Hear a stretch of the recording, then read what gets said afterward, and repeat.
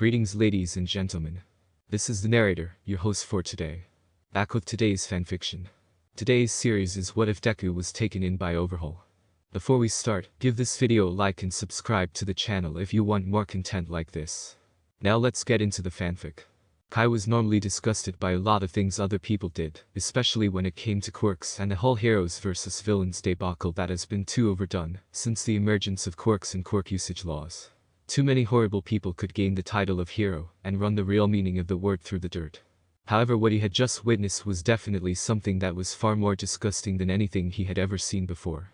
A man, one of the heroes, beat his child and abandoned the boy, who looked no older than 5 or 6. Kai was too frozen in disgust at first to actually stop the man, but snapped out of it only moments after the man had left to check on the boy. Thankfully the boy wasn't too badly hurt, which didn't really matter considering Kai's quirk could reassemble people and heal any injuries like they never happened. Studying the boy, he was disgusted to see the burn mark on the back of his neck, most of all among the injuries. The boy was awake but not looking at Kai, he was instead crying and looking at the ground. "What is your name?" Kai took off one of his gloves, something that was a rare occurrence for him. The boy continued to cry and flinched hard when Kai put his fingers against the burned back of his neck. "Please don't hurt me." The boy tried to move away. I'm not a villain like that, man." Kai really didn't know another word for someone who would hurt this kid like this so much. "I'm here to help." The boy calmed down a little. "I'm Izuku." He still flinched when the man out his hand back against his neck, even though it was placed gently. "It will only sting for a second," Kai said as he used his quirk, manipulating the wounds to be gone and the boy in perfect health. "See? Good as new." "Thank you, Mr. Hero." The boy Izuku finally looked up at Kai, and he could the boy's hurt emerald green eyes. It actually made Kai hesitate when this boy called him a hero. It was an odd good feeling. One that felt better than all the years he was part of the Yakuza.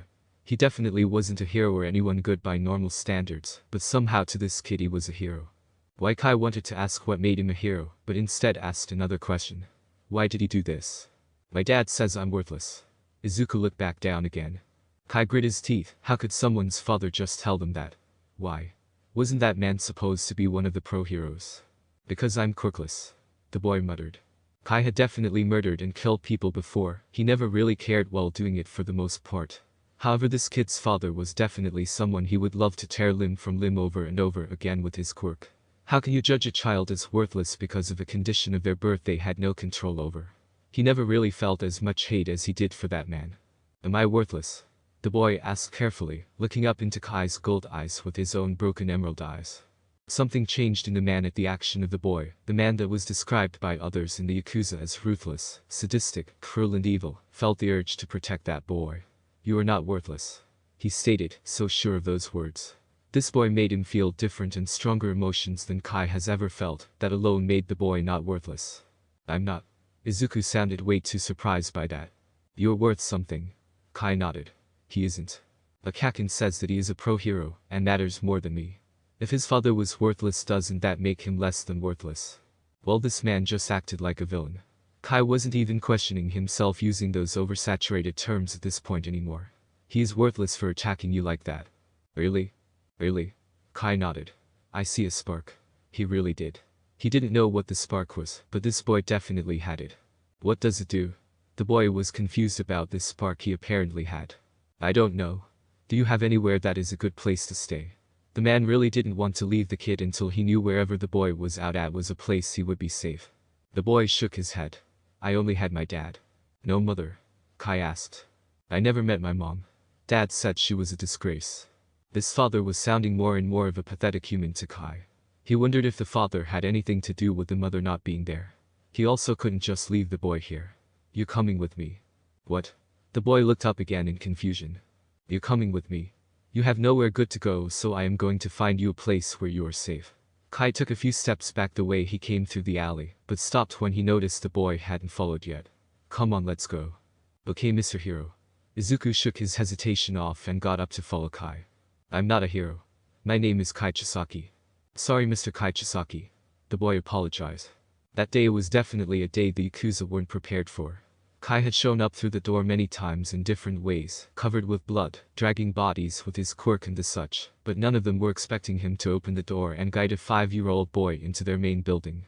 Kai ignored the looks of slight confusion the others gave him and walked through the building to his boss's office, the young boy following him like a duckling looking at every person he saw with wide eyes.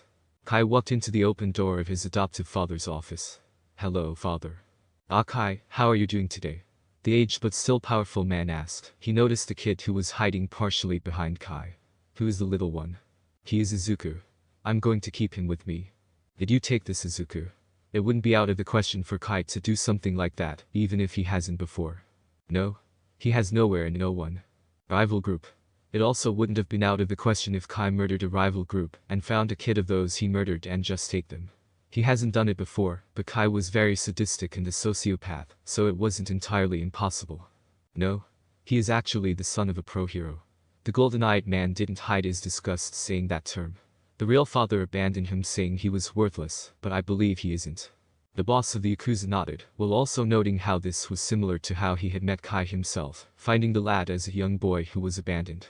"Well, welcome to the Yakuza, Izuku." "What is the Yakuza?" Izuku spoke for the first time in the office. Something felt off to Kai about this situation, making him think hard. The boss decided to answer the question. "We are a group of..." "I'm sorry for my rudeness, but I don't think Izuku belongs here." Kai motioned to the shady business going on just outside the door in the main area. "In this?" The boss raised an eyebrow. "Surely he will grow into it." Kai definitely grew into it, becoming the main reason their group was as feared as it was at that point. "I'm sorry, father, but something in me it's telling me that something like this it's not him. I can be it." Izuku didn't want to lose the one person who believed in him, actually tugging on Kai's pants leg to get his attention. Kai looked down and saw those emerald eyes again, and felt that same odd feeling of the urge to protect this kid. The boy had kindness in his eyes, even if it was buried under the sadness they also held. The Yakuza was not a place for the boy. Every action Kai has ever done for the name of this group flashed through his mind, making him realize for the first time how twisted he really was. This boy couldn't be like that. "I'm sorry, but that's not what your spark is." "I can make it that," Izuku argued. Kai, the boss of the Yakuza, knew exactly what was going through his adoptive son's head. It was something he almost felt when he first took Kai in. Perhaps he should give him time to come to terms with it. Why not let him see if he does fit here? Kai mulled it over for a second. "I suppose I can do it," Izuku declared, earning a soft smile from the Yakuza boss. "Is it possible for me to forge the documents to adopt him so that it won't be questioned at all?" Kai asked. "As well as run a medical test on him to make sure he is healthy." "Of course. That will only take a second to get going." Kai learned a lot from the checks on Izuku. He had surprisingly perfect health, despite early signs of malnourishment that were present, save for the injuries, had type O blood, and found the actual file on him. His last name was Midoriya. He was the son of Hisashi Midoriya, also known as the pro hero Spitfire, and Inko Midoriya. It turns out that Inko Midoriya had passed away shortly after giving birth to Izuku due to heart complications. Hisashi never made it public he had a son at first, which was something Kai found odd. The whole relationship between Izuku's parents was odd to Kai, because after he did more digging, it looks like there were signs of abuse and such, all with Hisashi being the guilty party. Kai only had his hate for this man grow. This man was a so-called hero. Even if Kai found the whole heroes and villains debacle that had been created in the past few decades pointless and idiotic, it sickened him that this man was getting labeled a hero by the public, just because he had the title of pro-hero. No one bothered to look under the curtain at this man who was not anywhere close to an actual hero, let alone whatever people believe them to be nowadays. The boy was rather compliant with Kai, not questioning anything at all, which made the man frown, because he didn't like how much the boy was just so trusting of him. Kai was definitely not someone a boy like Izuku should trust, but yet the boy did. Granted, Kai hadn't done anything yet to make the boy do anything but trust him. It still bothered him, especially the fact that just a small number of interactions with this boy made him realize all of a sudden how twisted he was. It was confusing how this boy made him reevaluate his life like this. "You're in mostly good health," Kai said to the boy as he gave the boy a bandage out over the point on his arm where they drew blood. "However, you really need to eat." "I haven't eaten in 2 days," the boy replied. Kai wanted to find this Hisashi and slam him against the wall a few couple hundred times. "Which is why you need food. You should have 3 meals a day." "I only had 1. "Well, that's changing," Kai stated. "Things are going to be different from how that man raised you." Raise was definitely not the proper word, but it was what Kai used. "How?" The boy looked confused. "Well, for one, you don't have to worry for your safety. You'll have a good home. This is where you will stay, Izuku," Kai said as he opened the door to a modest house near the edge of the city. The house had 2 floors, 4 bedrooms and was kept completely clean. It's nice. The 5-year-old responded. Your room is the first one on the right side up the stairs. Kai pointed to the stairs. Come back down after you get situated. I will prepare a meal. He then kind of realized he doesn't know that many meals to make. He would have to actually look up a good diet for the 5-year-old in his care, and he realized this house didn't actually have food. Perhaps he could go get some from a store. Kai would never say it out loud, but he felt like an idiot right there in the store, looking at frozen food, realizing he really didn't know what was good food for a 5-year-old, the said 5-year-old standing silently next to him. He genuinely didn't know what he should be getting at all. It was something he felt was obvious, given maybe the fact that humans probably ate the same type of healthy diet their entire lives, but he also wanted to be sure on this. He found it annoying how he was a feared Yakuza, but was clueless on something that he would consider trivial the day before. Do you need help? A soft feminine voice asked, gaining the attention of Kai and Izuku. They both looked to see a woman with chin-length blonde hair, which was swept back with a headband, a long fringe over the right side of her face, covering her right eye. She had thin, yellow, inward-tilting eyes with slit pupils and notably sharp teeth, giving her some reptilian-like features. She had on a basic pair of pants and a red sweater. She looked to only be a year or 2 younger than Kai. Kai would have normally told anyone talking to him to go away coldly or glare at them, but he did really need help when it came to this. He really didn't want to screw up Izuku. Yes, I actually do. The woman gave a small smile. What are you looking for? I want to make sure Izuku gets a proper diet. He answered, wondering why this woman looked just the slightest bit familiar. Hi Izuku. The woman took that chance to give a nice smile to the child, who was hiding behind Kai at first, but stopped when the woman was being nice and not mean. Hello. Izuku said weakly. What do you like? She figured she could help them base something around whatever little Izuku liked. The question looked like it confused the boy. I don't know. He was worried she would lose the smile when he answered. That's okay. The woman didn't lose her smile at all. I didn't really like anything until I was 10. Really? Yep. She nodded. What did you like? Izuku asked. Kai let those two talk because this woman was being kind to Izuku, and it looked like she was helping. I first liked katsudon, this pork dish. Can I have that? The boy looked up at Kai. I don't see why not. Kai looked to the woman. Is it something good for him? It is. She nodded. She noticed how the man did seem like he wasn't just lost getting food for the boy, but had no idea at all. She would definitely help them. I can help you find more food as well. Thank you. Kai replied, thankful for the woman at that point. I'm Riko Tatsuma. The woman introduced herself. Kai suddenly realized how he knew her. She was a pro hero, one who had made news recently over the raid of this Maruta Shiga person. He felt a little concerned at that fact. Of all people, why does he run into a pro hero? He had to stay calm and not cause a scene, however, and she didn't know he was part of the Yakuza. I'm Kai Chisaki. He didn't have to worry about using his real name at all. He already had managed to keep a low profile while in the Yakuza. Riko smiled. Nice to meet you, Chisaki. You too, Izuku. After helping them get food, Riko offered to help Kai cook it, because he really looked like he did not know what he was doing.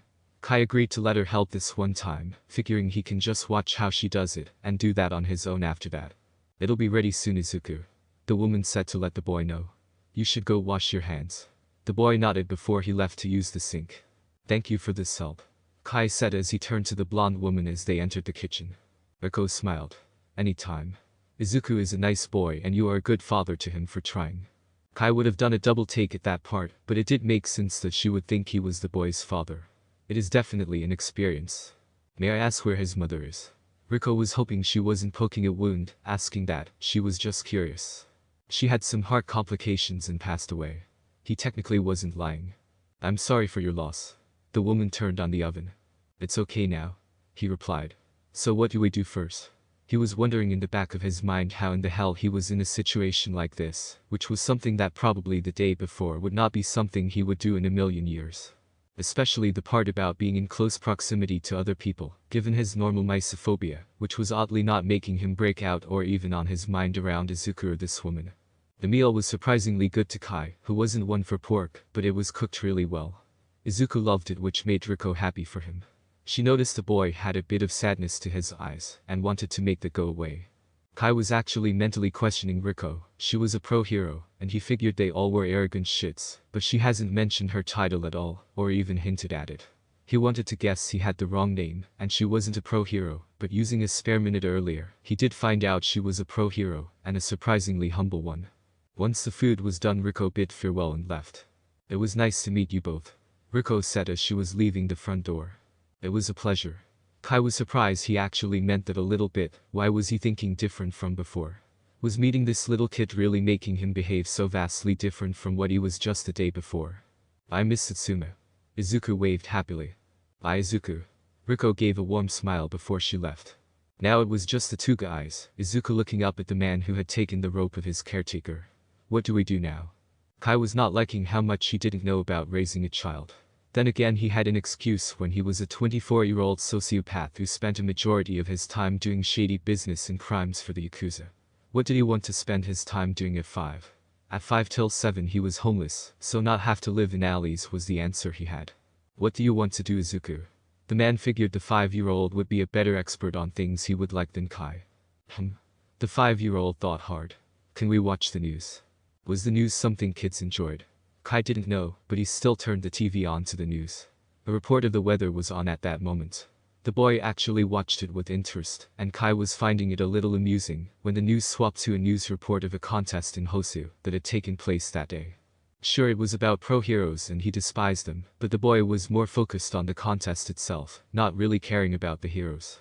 Anytime it swapped from the events of the contest, which was a regular team event that barred quirk usage, to talking about participating pro heroes, Izuku would lose that look of interest. Do you not find the heroes interesting? Kai asked, wondering if the boy had an opinion this early in his life. Some of them, no dad. Izuku said quietly, pointing at one person with flaming hands. He is actually Dad's sidekick. They're jerks. They treated you poorly too. Kai figured he should get a list going of the people he would disassemble. They didn't know. He did. He didn't stop Dad. So do you think all heroes are bad? Kai was trying to figure out where Izuku's head was at that moment. No. All Might is a hero. Kai didn't really like All Might, but that might be the biased criminal in him not liking the strongest hero of Japan. What makes him a good hero? He is a hero. Dad isn't. Izuku responded. All Might tries to protect everyone for the sake of them being happy and safe. Dad wanted the title of number 1. So to you, just because someone is a pro hero, that doesn't make them a hero? Kai asked. Heroes don't hurt the people who can't protect themselves. They help them, like you. Izuku answered. This kid still really thought Kai was a hero still. I don't really think I qualify as a hero, Izuku. What do you think makes a hero? Izuku asked with curiosity, the 5-year-old focusing on Kai. Kai never even liked pro heroes, so he never really guessed what made a good one. The closest thing to a hero to him was the Yakuza boss who saved him from living on the streets and gave him a home. That was exactly what he just did to Izuku earlier that day, and he also saved Izuku from those injuries his father gave him. By Kai's own logic, that made him the most heroic person he knew, but that didn't sit well with him given his previous beliefs. He didn't want to not answer the boy, he wanted to tell the boy what was the closest thing to the unbiased truth. What did make a hero? A real one, and not those fakes who wanted attention and glory. Or was it the key to what made a real hero? Going into those situations not because you want the glory and praise of people, but because you genuinely wanted to help those who needed the help. If that was what made a true hero to Kai, then that makes All Might one of the only ones he could think of that fit a real hero's mold. I guess someone like All Might, someone who doesn't want the praise or doesn't do it for the praise as a primary goal. Unselfish reasons make them not a bad hero. Dad doesn't like All Might. He says he is a fool and doesn't deserve to be number 1. Izuku, forget what your dad said. Kai figured he should get this message in now and early. He clearly doesn't know anything if he called you worthless. Okay. The news report showed a criminal attack that was just ended by a familiar woman to the two. It was Riko, who had just stopped a man from attacking who was revealed to be an ex of theirs. It's Miss Satsuma. Izuku got interested in the TV again, seeing the nice woman he grew to like. Kai looked also because he figured this would help him determine more on what type of hero Riko was. The reporter kept trying to praise Riko and her dragon-based quirk for getting the criminal into custody, but the hero kept saying it was a team effort, actually praising the hero who also has stopped the crime, who was someone called Gunhead, saying that it was all due to Gunhead that the criminal was stopped. The reporter even asked about the raid on that scientist Maruda, and again Riko didn't mention herself at all, when she said it was thanks to the leading officer Tsukauchi in New Hero Kamui Woods that the man was apprehended. It actually made Kai respect her a little bit because she never once took credit for anything, even though it could be seen as annoying when the clip of the villain attack was replayed, and everyone could see her dragon quirk, which made her transform into a western dragon with some of her characteristics, was clearly the thing that stopped the villain, who had 4 arms. She was really humble and had that same smile she had given Izuku while speaking, before trying to let Gunhead take the spotlight. Miss Susumu is so cool, Izuku said after the interview went to Gunhead, who wasn't as interesting as Riko to Izuku. She never said she was a dragon. It wasn't asked, Kai stated. Some people just don't say their quirks unless people are interested in them. What's your quirk? Izuku asked really excitedly. Kai figured that this was one of the things he would need a minute or two to explain. Even if he didn't like quirks, he could at least explain his to the boy. I call it Overhaul. I have the ability to disassemble anything I touch, as well as reassemble it in any configuration I desire, effectively giving me full control over matter. Whoa? Izuku had wide eyes. That's so cool. It's what healed you, Kai replied. You're the best hero, Izuku exclaimed. You could fix destroyed homes and heal people. Kai raised an eyebrow. This boy really thought over and over again about Kai being a hero. Never thought to use it like that. You would be so cool. Izuku nodded to his own statement. Kai got a gut feeling, something he was finding odd since he never got those ever, save the one that led him to cut through some alleys earlier that day, that made him meet Izuku. He didn't know what it was for, but it felt like it was trying to push him to think about something that was right there on the edge of his mind. The next day was an odd day because for the first few minutes Kai had forgotten about the previous day's events, and being in the house he did have as a hideout before. After remembering everything, he looked up something to make Izuku for breakfast, and had made bowls of rice and strips of fish with egg. The boy was happy for the breakfast, and soon Kai went back to the main Yakuza building with Izuku following. Izuku had also gotten newer clothing that was a smaller sized outfit of Kai's outfit, that black dress shirt with matching dress pants, a pale gray tie round his neck, and white lace-up sneakers. Izuku not getting a similar jacket or plague mask at that point. It was another odd day for the other Yakuza members, when their sociopathic acquaintance reappeared with the little bit, who was taking more after him, actually trying to mimic the way he walked too. Kai walked past the main area back to his father's office much like the day before. Hello, father. Kai greeted the man who was like his actual father at this point. He had a lot on his mind and was wondering if the man would be helpful in deciphering it. The problem was he didn't want to discuss it with Izuku there. Hello Kai, little Izuku. The man smiled. Hello. Izuku replied, not as scared as the day before. Father, I have matters to discuss. Is there a place to keep Izuku safe during that? I can ask Zenitsu to watch him for a few minutes. The man offered. He is fine. Kai didn't mind the guy as much. Zenitsu. The boss pressed on an intercom. Watch little Izuku for a minute. The man released the intercom and looked at Izuku. He is the blonde outside. Don't worry, he is rather kind with children. He is actually my son-in-law. What's a son-in-law? Izuku didn't know what that meant, but it sounded like a son, so he guessed family. The blonde man walked into the open doorway. This little Izuku. Yes. The boy nodded. Okay. Follow me, little guy. Zenitsu waited to start walking until Izuku followed. Now what is the matter, Kai? The Yakuza boss asked. I'm confused. Kai sat down across from his surrogate father. On what? The aged man asked, even though he had a good idea. This boy, Izuku. I have lived a very particular way for so long that is all suddenly being shaken just by a 5-year-old and his words. It's confusing me why that is happening. I actually got a gut feeling yesterday and those don't happen for me. I went through something similar when I found you. The man stated. I reevaluated myself because I was thinking deep down if I should let this innocent boy be tainted by what I did. But what we do isn't that. Well, I don't want to be rude, I must point out that while we do have the code, it wasn't easily followed. I reinstated it when you joined the family. Is that why you always get on me about my more questionable actions? Kai asked. Truthfully, yes. I felt ashamed of myself that what I was trying to avoid was what you have been starting to become.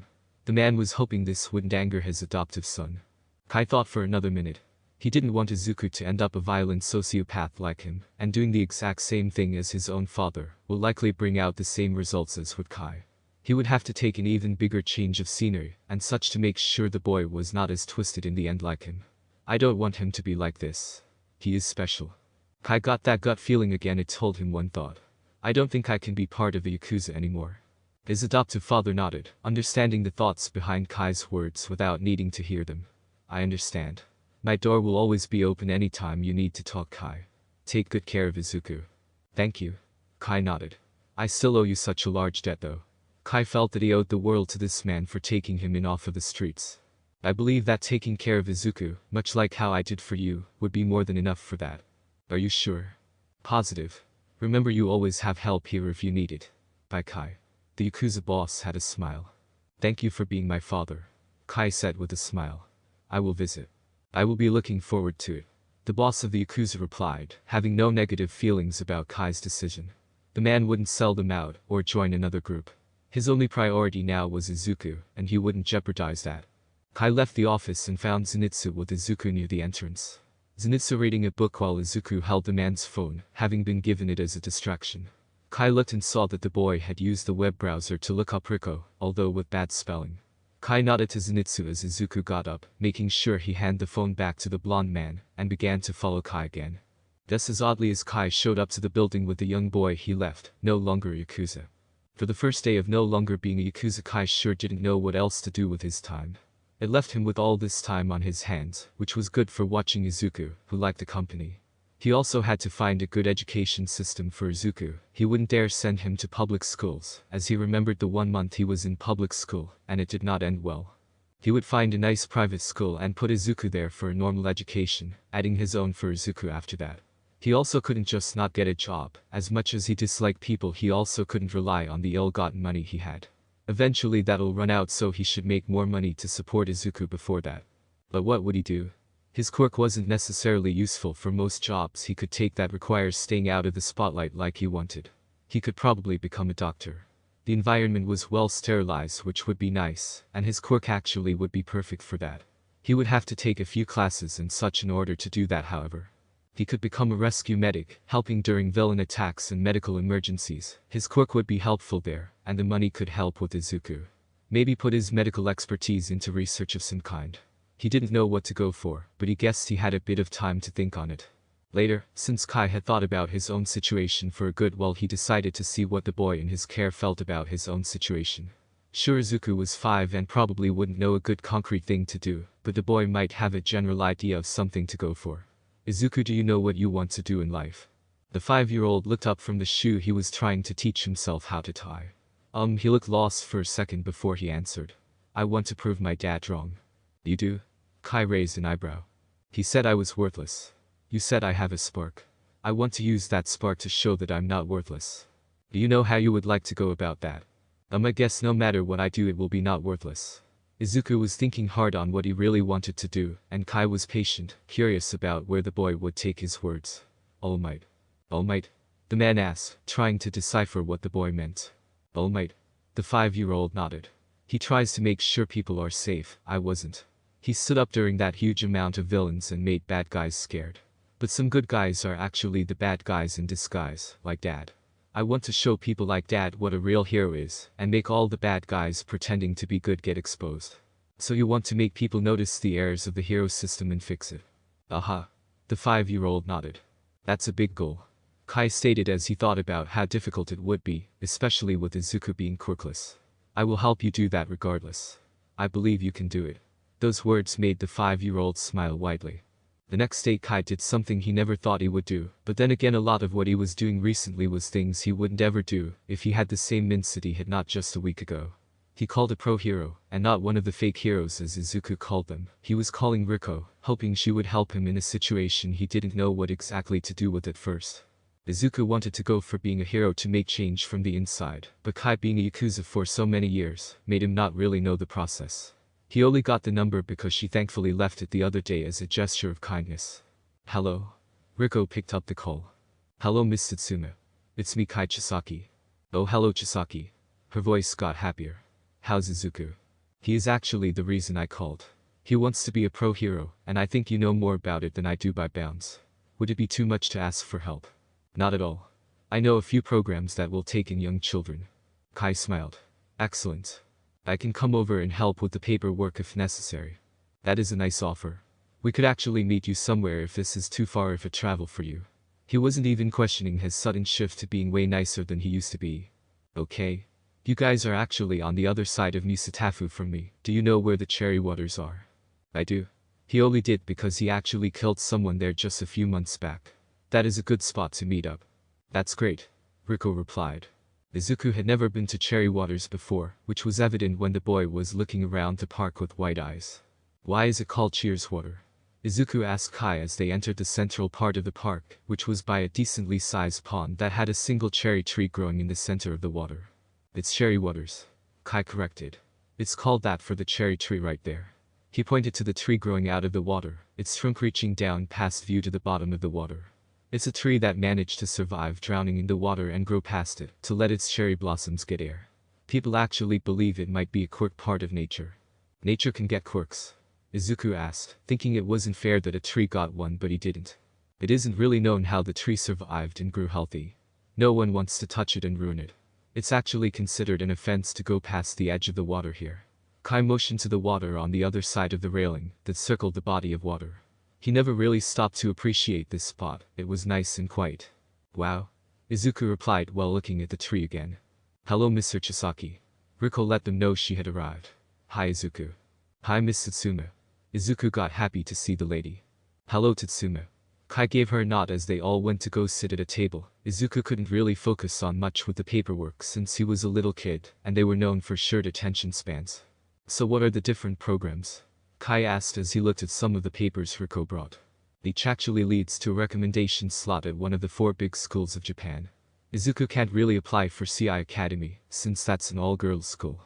She moved that paper aside. I kind of just grabbed every paper I could. She explained, seeming slightly embarrassed by it. Thank you. Kai actually liked how much effort she put into this. It helped separate her from what he considered to be fake heroes. He looked at a paper and frowned. Are quirks a requirement? Not that I believe.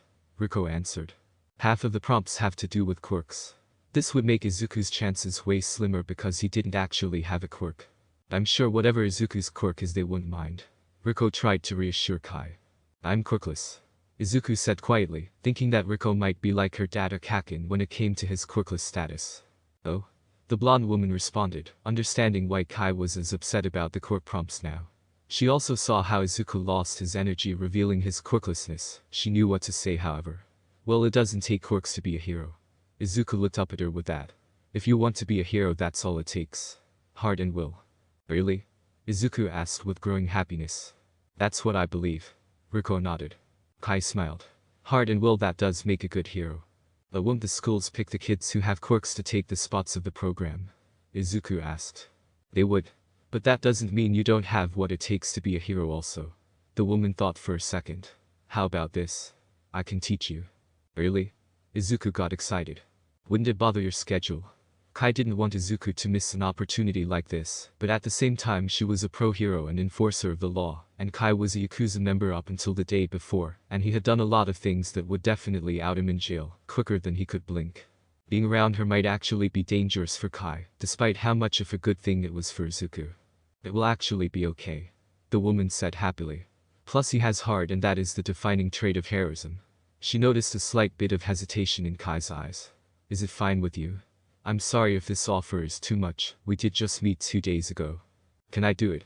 Izuku looked at Kai with his big emerald green eyes, a look that worked in the boy's favor. It's fine. Kai was going to have to learn to look away from Izuku at times like this, if that look was enough to make him agree. Yay. Izuku got happy, which made both adults smile. 4 years later. A lot has changed for both Kai and Izuku over the past 4 years. Kai had become even more domesticated, as he would call it. He had gotten a research job on quirks, something that seemed outlandish to him and anyone who knew his beliefs more than a year prior, but he only did it for one reason and one reason only, to get Izuku a quirk. Not just any quirk however, but Kai's own Overhaul. He felt that if quirks were part of the brain functions of that person, and a script of DNA in everyone's blood, then quirks that are emitter types that cause no physical changes, then theoretically, it could be possible to find a way to transfer quirks like that from one person to another, or copy it entirely. That was a side project he worked on, mostly working on projects the lab he worked at gave him. It was fairly easy, especially when some of the projects he was given were to help people who had lost limbs grow them back, which with Overhaul was a 5-minute procedure. Local hospitals actually would request for Kai from time to time, because news of his quirk in the medical field spread like wildfire in Musatafu, and then half of Japan. He didn't mind it as much as he thought he would, gaining some enjoyment from it, especially with how much pride Izuku had for him. The boy still considered Kai to be one of the best heroes, even after learning that he was a feared member of the Yakuza before Izuku came along. Riko had become a stronger presence in Izuku's life and Kai's as well, them seeing each other more than 2 or 3 times a week when he would come check in Izuku's training. The woman was one of maybe 5 heroes Kai could think of that he had met that honestly deserved to be known as heroes. She had taught Izuku some advanced jutsu, saying that he had a natural talent for hand-to-hand combat, even at his young age. Izuku himself had changed drastically from the unsure boy left abandoned in the alley 4 years before. He had confidence in himself and the 2 adults he looked up to, Kai and Riko. He had cut his hair shorter to mimic Kai's style, and kept the signature outfit he had mimicked from Kai with some changes. His black dress shirt had changed to dark red, and he had taken to having dark green ties. His shoes went from black to a dark golden yellow. He had finally gotten a bomber jacket like Kai, making it dark green like his tie with a much thinner lining of dark red fur than Kai's own thick purple. Izuku was currently in Kai's lab with him, looking at some papers the man had. Izuku had shown a lot of growth in his intelligence as well, taking after Kai in that regard. Shogi was something that Izuku actually managed to after a while challenge Kai at. It was something they would do on the daily to improve Izuku's skill. What's this? Izuku looked at a binder labeled Project Overhaul. Oh that. The golden-eyed man looked up to see what binder Izuku had. That's a side project of mine. The 9-year-old boy opened the binder and read a section. It's about Overhaul. Yes. It's also about passing it on to you, the man said. The boy looked up. Really? I believe you are deserving of a quirk, Izuku. More so than most people. You actually understand what it means to look at people for them and not the quirk. I was going to try and surprise you with this when I was finished it. It's still a nice surprise. The boy smiled. Can I help? I think I should earn this. Kai already believed the boy had more than earned Overhaul when Kai could find a way for the boy to have it. However, Izuku had gained a bit of Kai's stubbornness, and he knew the boy might try to help either way. Of course. However, this shouldn't get in the way of your training with Riko. I promise. Or your schoolwork. I don't want to see your grades drop. They won't. I know they won't. Kai grinned. Izuku to him was truly a genius and a prodigy of his generation. The boy was leagues above kids his age, and despite his young age the boy was in good condition physically. He wasn't overly strong but was fit enough to put him above people his own age. The boy had perfect grades across the board and should be a person that all the high schools and prestigious schools of heroes should be working hard to get to go to their places. However, they stopped with Izuku once they saw that he was quirkless. That fact made Kai mad. The boy was more than just better than some kids his generation that would get spots in these programs, but those kids got picked for promising quirks and nothing else. How far did you get into the research? The boy opened the binder to another page of notes. Not far. We can discuss it this weekend. Kai was serious about it being a weekend task. Right now, however, we need to be getting you to training with Riko. Miss Satsuma said she was going to start teaching me one of her 3 forms this week. Izuku responded as Kai began to put away some of his notes. Really? Which one? The one she calls Breath of the Dragon.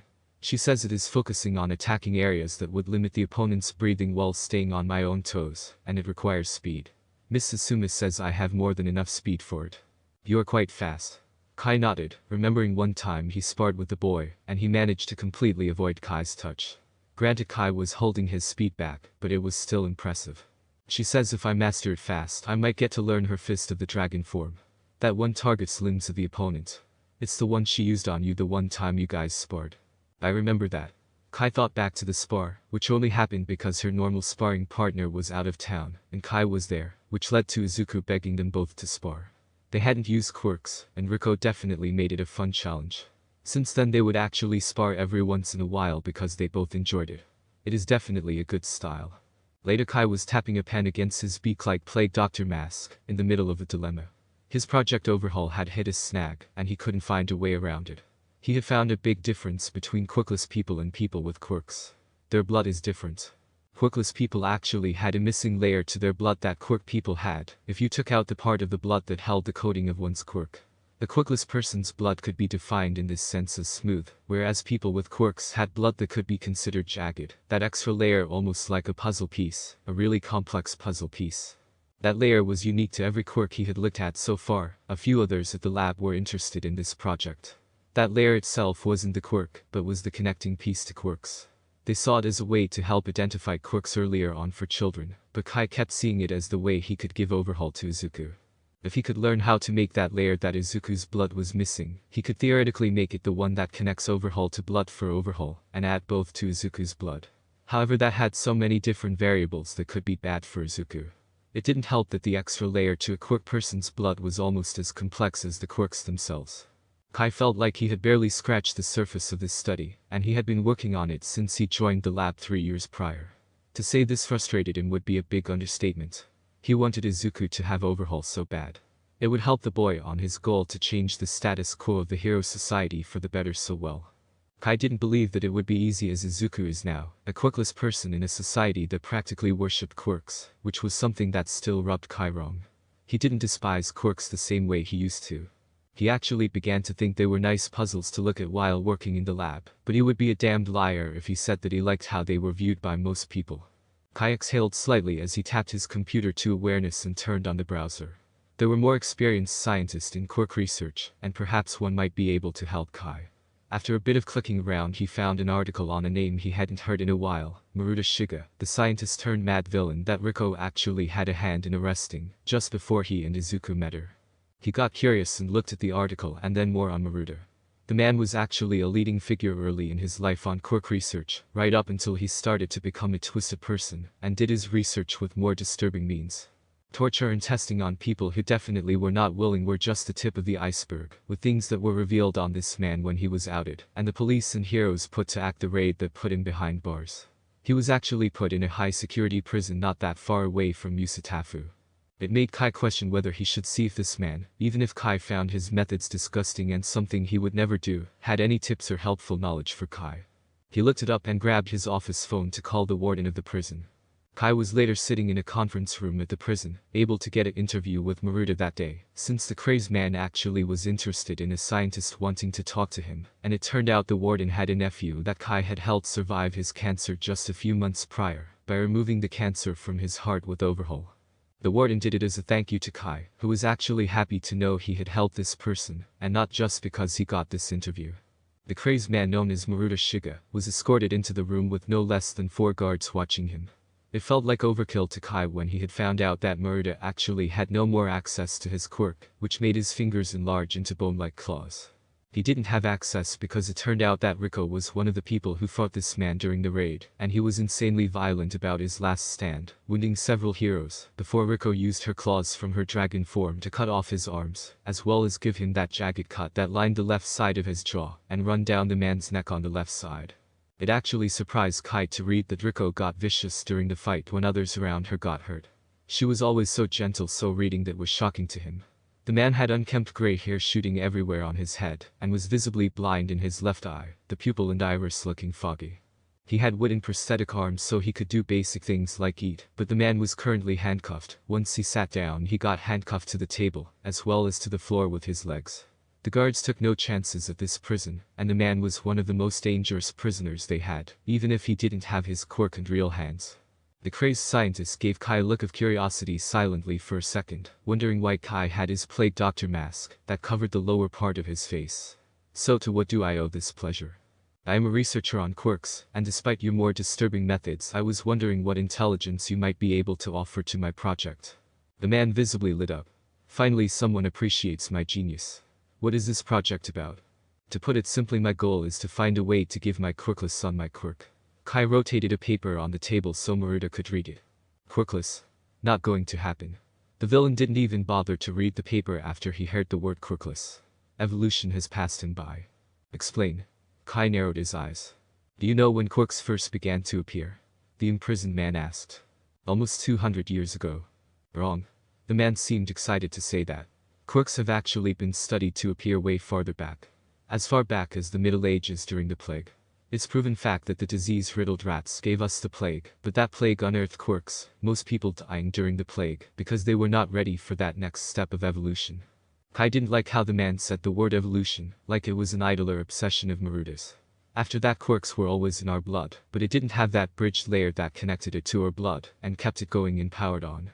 Like a lamp, we all had that ability to light up, but the core to put it in an outlet was missing.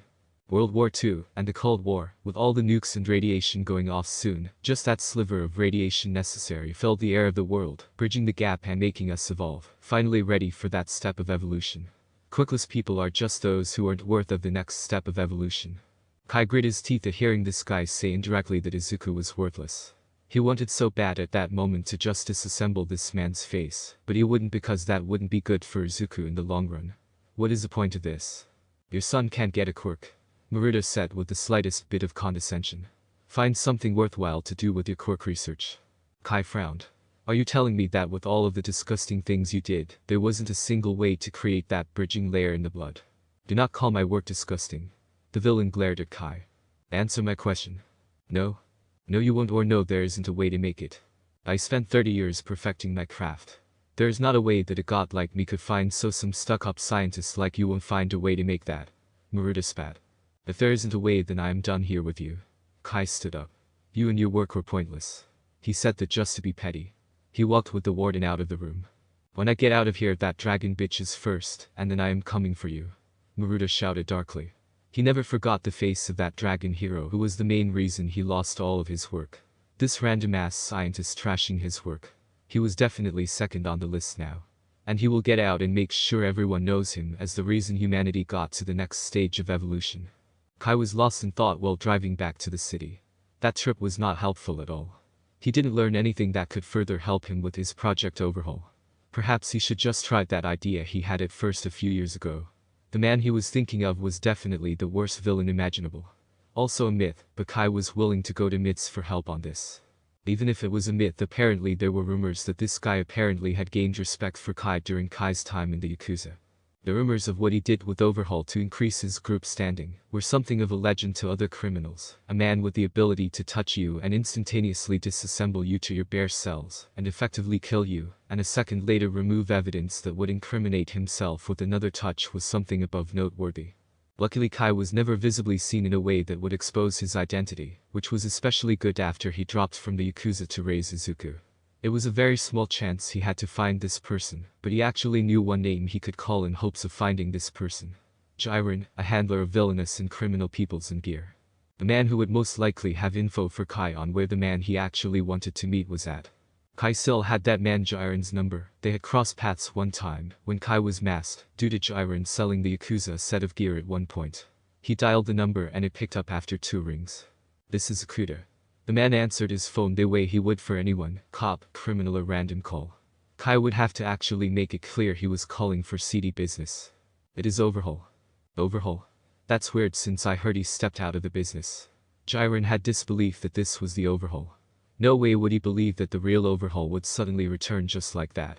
You have a missing front tooth, Kai stated. Anybody who has seen me can tell you that.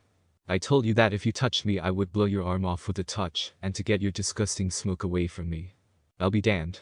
It's been quite some time since we met like that, but I wouldn't lie when it was definitely memorable. Jiren accepted this as the real Overhaul. No one else was there when these two met and had that altercation. How might my business be of service to you? Do you have contact with the man that is referred to as All for One? Kai had never associated himself with villains on levels of, well, villains, but All for One was what could be classified as super villain as an understatement. I cannot divulge information on who is in my clientele. I want to make a deal with him, and this is the only way I know to contact him. There was a pause for a second. Let me call you back in a minute. Take your time, Kai said as he heard the call end. He looked to see his gas was getting down there in level, and a gas station was just a few seconds away. He decided to get gas while waiting. For all he knew, he would have to drive away to a meeting spot if All for One did in fact want to meet. This also all confirmed to him that All for One was indeed a real person. He didn't know if that should make him worry at all. A shadowy figure controlling Japan from the darkness that could just remove and steal quirks away from people as he felt was definitely something that would bother most people. This meeting actually could go completely bad for Kai, and the man could kill him and keep Overhaul for himself. Was Kai too quick to do this? He was mulling that thought over when he got a call from the untitled number he knew was Jiren. How is it? Kai asked. He is very interested. Can you meet him now? Yes. Kai had a gut feeling telling him to stay on his toes if he would really be doing this. That's good news. I'll send you the address. Jiren hung up the call. Kai felt his nerves work up for the first time in a while, wondering if he was really making a good call here. Kai drove into Musatafu and towards the factory district. He had called Riko asking her to watch over Izuku for the next few hours, and she thankfully was more than happy to do it. Kai drove into a side parking lot and looked around. Supposedly he was told that the parking lot would be where All for One would meet him, but Kai felt like it was more of All for One checking if Kai was alone before they met. He parked the car and turned it off before he got out of the vehicle. He was just closing the door when something blurred towards him in his peripheral vision. Kai acted fast and used Overhaul to manipulate the car to shift and block a knife that would have hit his face. The trajectory wouldn't have killed him, but it definitely would have cut him. He looked past the car to see a person who had neon green hair and a black outfit that had multiple knives all over it. "You must be Overhaul," the woman responded. "Follow me." Kai exhaled softly. It was a test to make him use his quirk and prove for sure he was who he said he was. At least he knew he could react faster than a knife was thrown at him still. He made his car revert back to its normal state before following the woman, glad he kept his plague mask on. He followed the woman as they walked into a building, going up the stairs inside and farther up the building. "Speak with respect when you are here," the woman said suddenly and coldly. "Master has more than shown that respect is necessary for him." "I will remember that," Kai responded. Truth was he was already planning on treading as carefully as he could. He didn't want to screw this up and leave Izuku without a proper father figure. That thought made him go back to thinking if this was even a good call in the first place. This was slowly feeling less and less like a good idea. They eventually got to a set of double doors, and the woman stopped before turning around. "Only you," she said before walking away. Kai nodded before he opened the door and walked into an office. It definitely had off what could be described as a sinister vibe, despite it looking like a basic office that had a window that overlooked a good portion of Nusatafu. In the seat of a desk facing Kai was All for One, a definitely imposing man despite his almost average appearance. He had short white hair, dark eyes that Kai felt were staring directly into his soul, and sharp cheekbones. The man had a simple black dress suit. He had his elbows on the desk and his chin resting on his hands. He waiting for Kai to sit down before he spoke. "So you are Overhaul?" the villain asked with his voice that dropped with evil. "I am Overhaul. It was surprising to get a call that you wanted to meet me for a deal." His voice set off something in Kai, like a warning that this man was something to be cautious of. "I actually thought you were arrested, killed or disappeared into the wind. A man of your talents just disappearing like that was odd. Then again I have heard about a lab that had a miracle-working newcomer who put the best of doctors to shame with his quirk. The quirk that allowed him to just touch a person and manipulate diseases and injuries away like they never existed. A man who made limbs regrew where they were lost. A quirk so close to godliness that sounded eerily close to the Yakuza Overhaul, who destroyed everything in his path to restore the strength of his group." "How do you know this?" Kai got worried that maybe he was careless during his time these last 4 years. "Overhaul Kai Chisaki. I know everything in Japan. You can't sneeze without me learning of it," the man stated. Part of Kai knew this man was definitely trying to make himself more of an intimidating figure, but damn if it wasn't working on a level. "What I don't know yet, however, is what you, a man who had changed from a strong villain to a miracle doctor, would want from me." It was a question I have had for the past hour since you had asked for my attention earlier today. "However, I have an idea. Is it Izuku?" Kai's skin crawled when that man said Izuku's name. "He is a unique kid, isn't he? A child who just appeared one day in your life, made you question everything that made you Overhaul, and almost as soon as he is there in your life, he becomes what your life is about. You either leave the Yakuza for this boy, just to give him what you think would be the best life that you could possibly give him." Kai was calm on the outside, but it was knotting his stomach to talk not just about Kai's life like this, but to talk about Izuku like it was something he was educated on extensively. It was something that made Kai suddenly afraid for Izuku.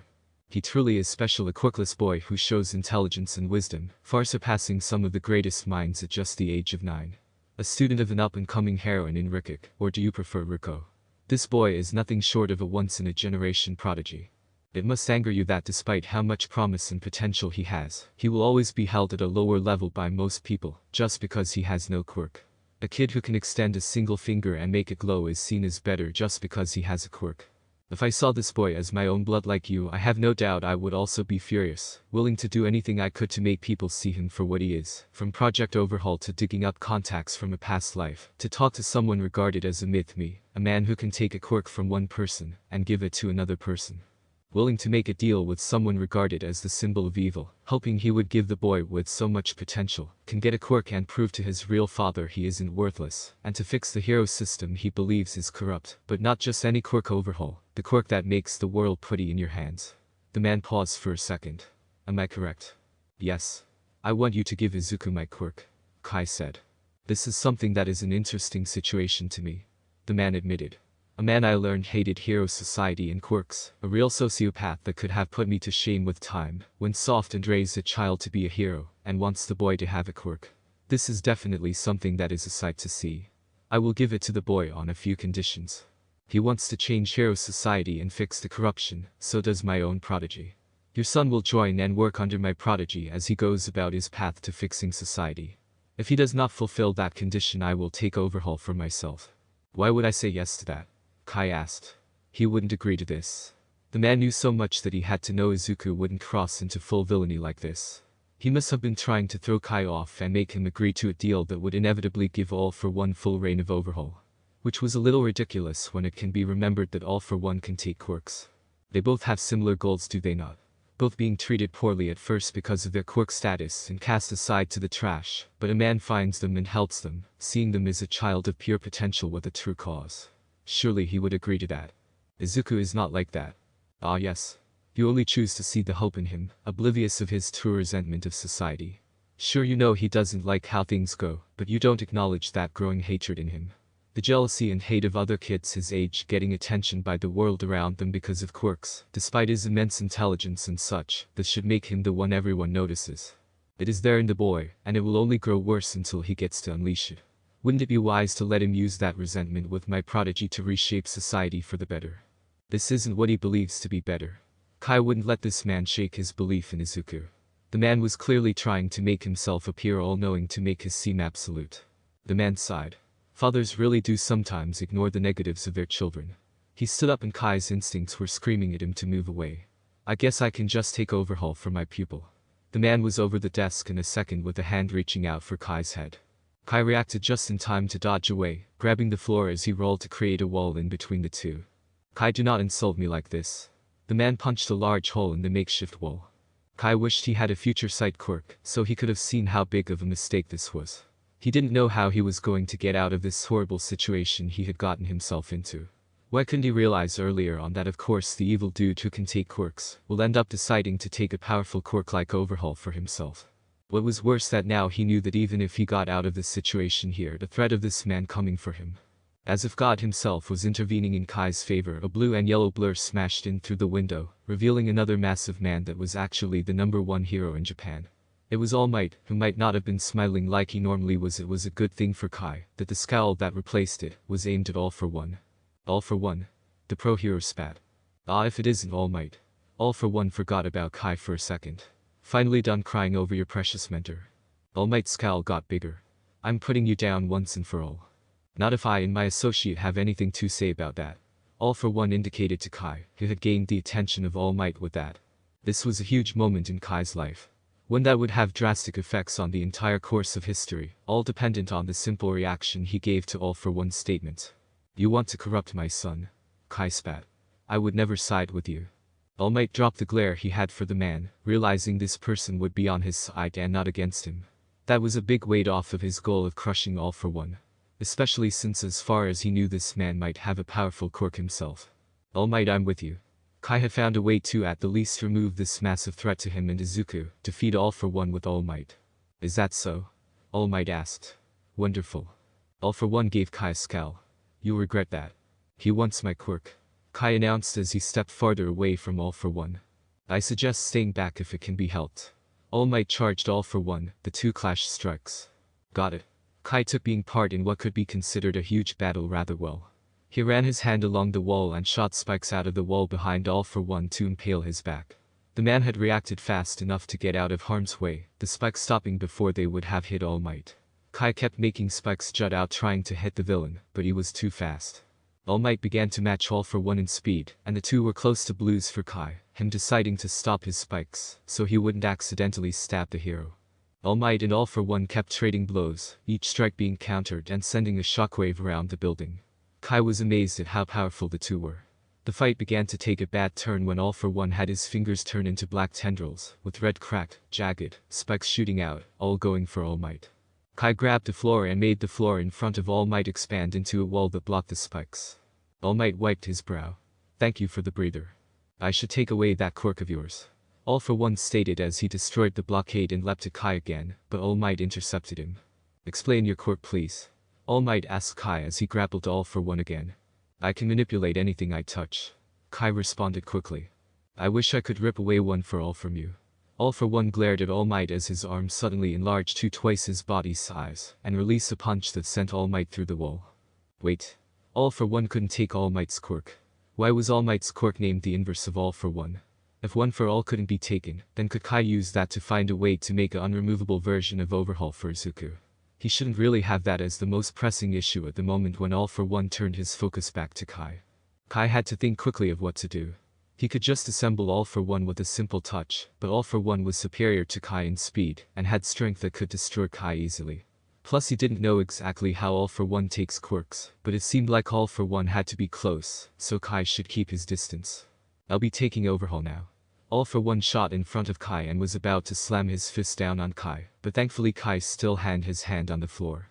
He manipulated the floor and made it shoot up in a spike that was meant for All For One's face, but the man's fist and arm blocked it, the spike impaling the fist and split his forearm in half, as All For One's momentum made his arm go farther down the spike. All For One cursed in pain as he pulled his ripped-apart arm away. Damn you.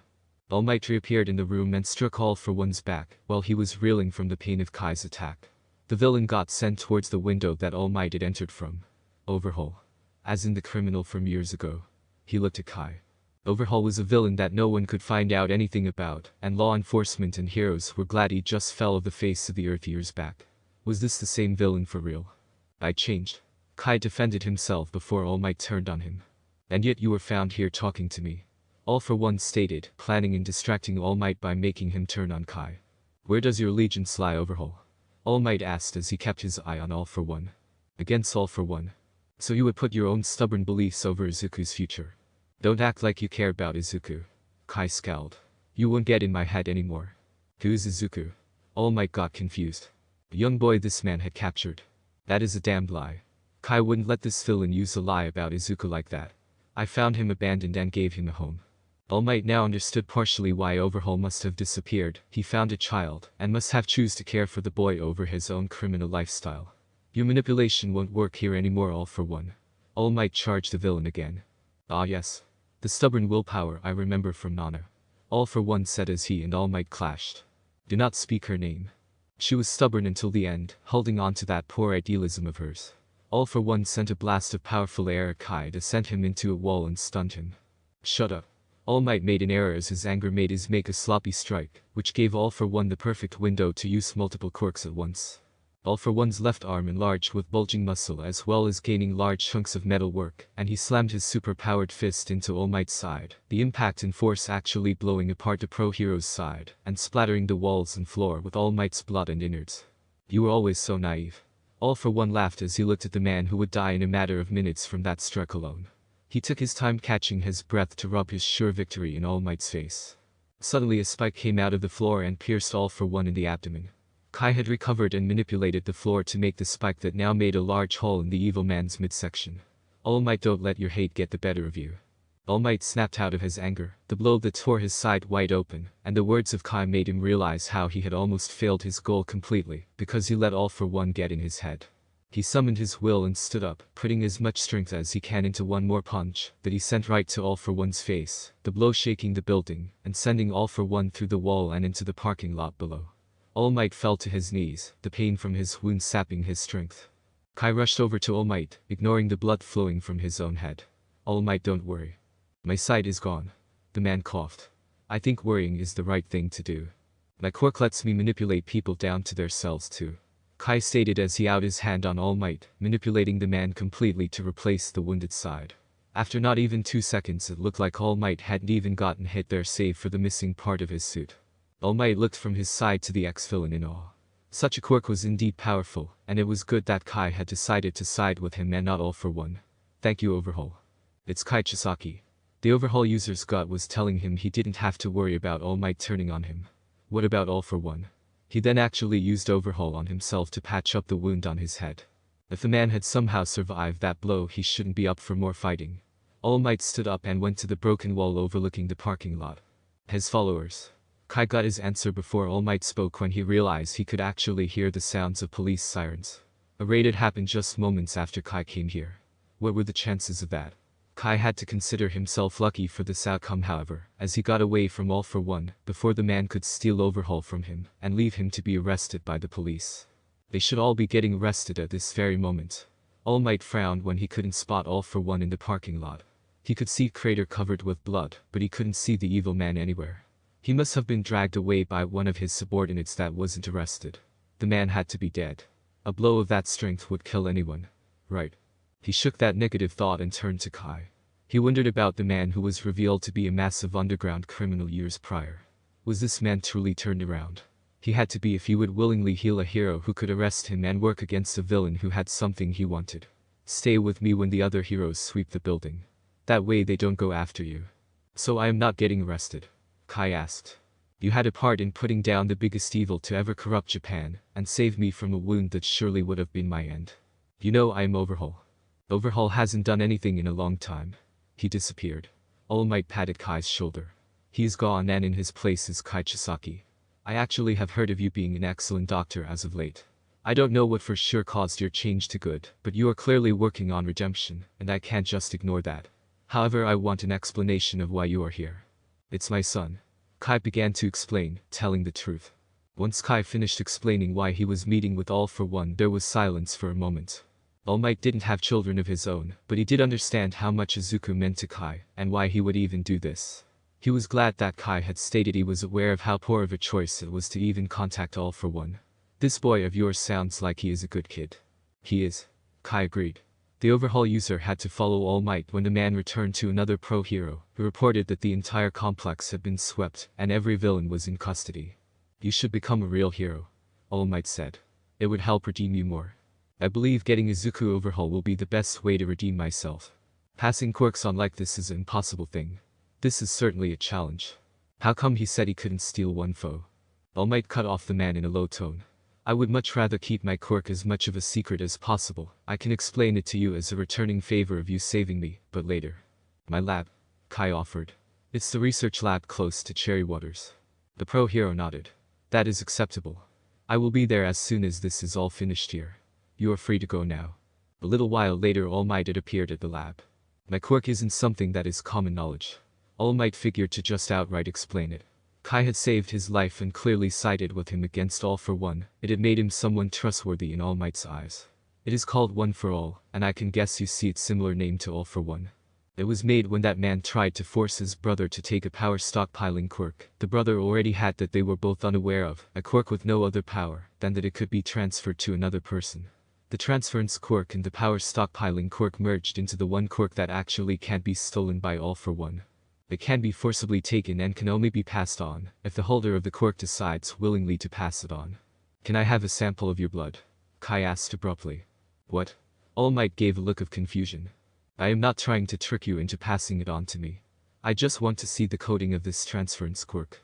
You believe you might be able to duplicate it? A transference quirk is something I haven't heard of. It's essentially the easiest coding I should be able to do out of all of my options, and if I find a way to duplicate it and make it fuse with Overhaul, I can pass Overhaul on to Izuku. All Might nodded. He noticed how much Kai cared for Izuku, and that was his deciding factor. I will give you a sample of my blood and extra funding for this project if you need it. Thank you, Kai replied happily. 3 weeks later. 3 weeks. 3 weeks of cracking down hard and so many hours of focus, and he had done it. He had perfectly copied the exact DNA coding that made the transference quirk. He had to make a few tweaks so it would mesh with his blood, and soon he had it. All he had to do was inject a pure serum that would add the synthetic quirk to his bloodstream, and have Recovery Girl, who All Might had asked to join this project, given her massive amount of medical knowledge, operate a machine to make sure that the two quirks do in fact fuse into one. Kai would use Overhaul once the transference quirk was in his system to manipulate it as best he could into his blood, and make it connect to Overhaul and fuse. The procedure was definitely a risk to Kai's health, but he didn't really care about that as much. He checked the variables, and success was the only outcome he saw. Are you ready, dearie? The aged woman that was Recovery Girl asked. I am. The man nodded. Okay, let's get going. The woman handed Kai the syringe with the synthetic quirk, and turned to the monitor to watch Kai's vitals. Kai paused just a second before the injection. He thought about how much has changed in the last 4 years. His was about to inject a serum made from scratch of a secret quirk, to fuse it with his own, and pass his quirk to pass on to a, as of that day, 10-year-old. This was definitely an odd situation to the man.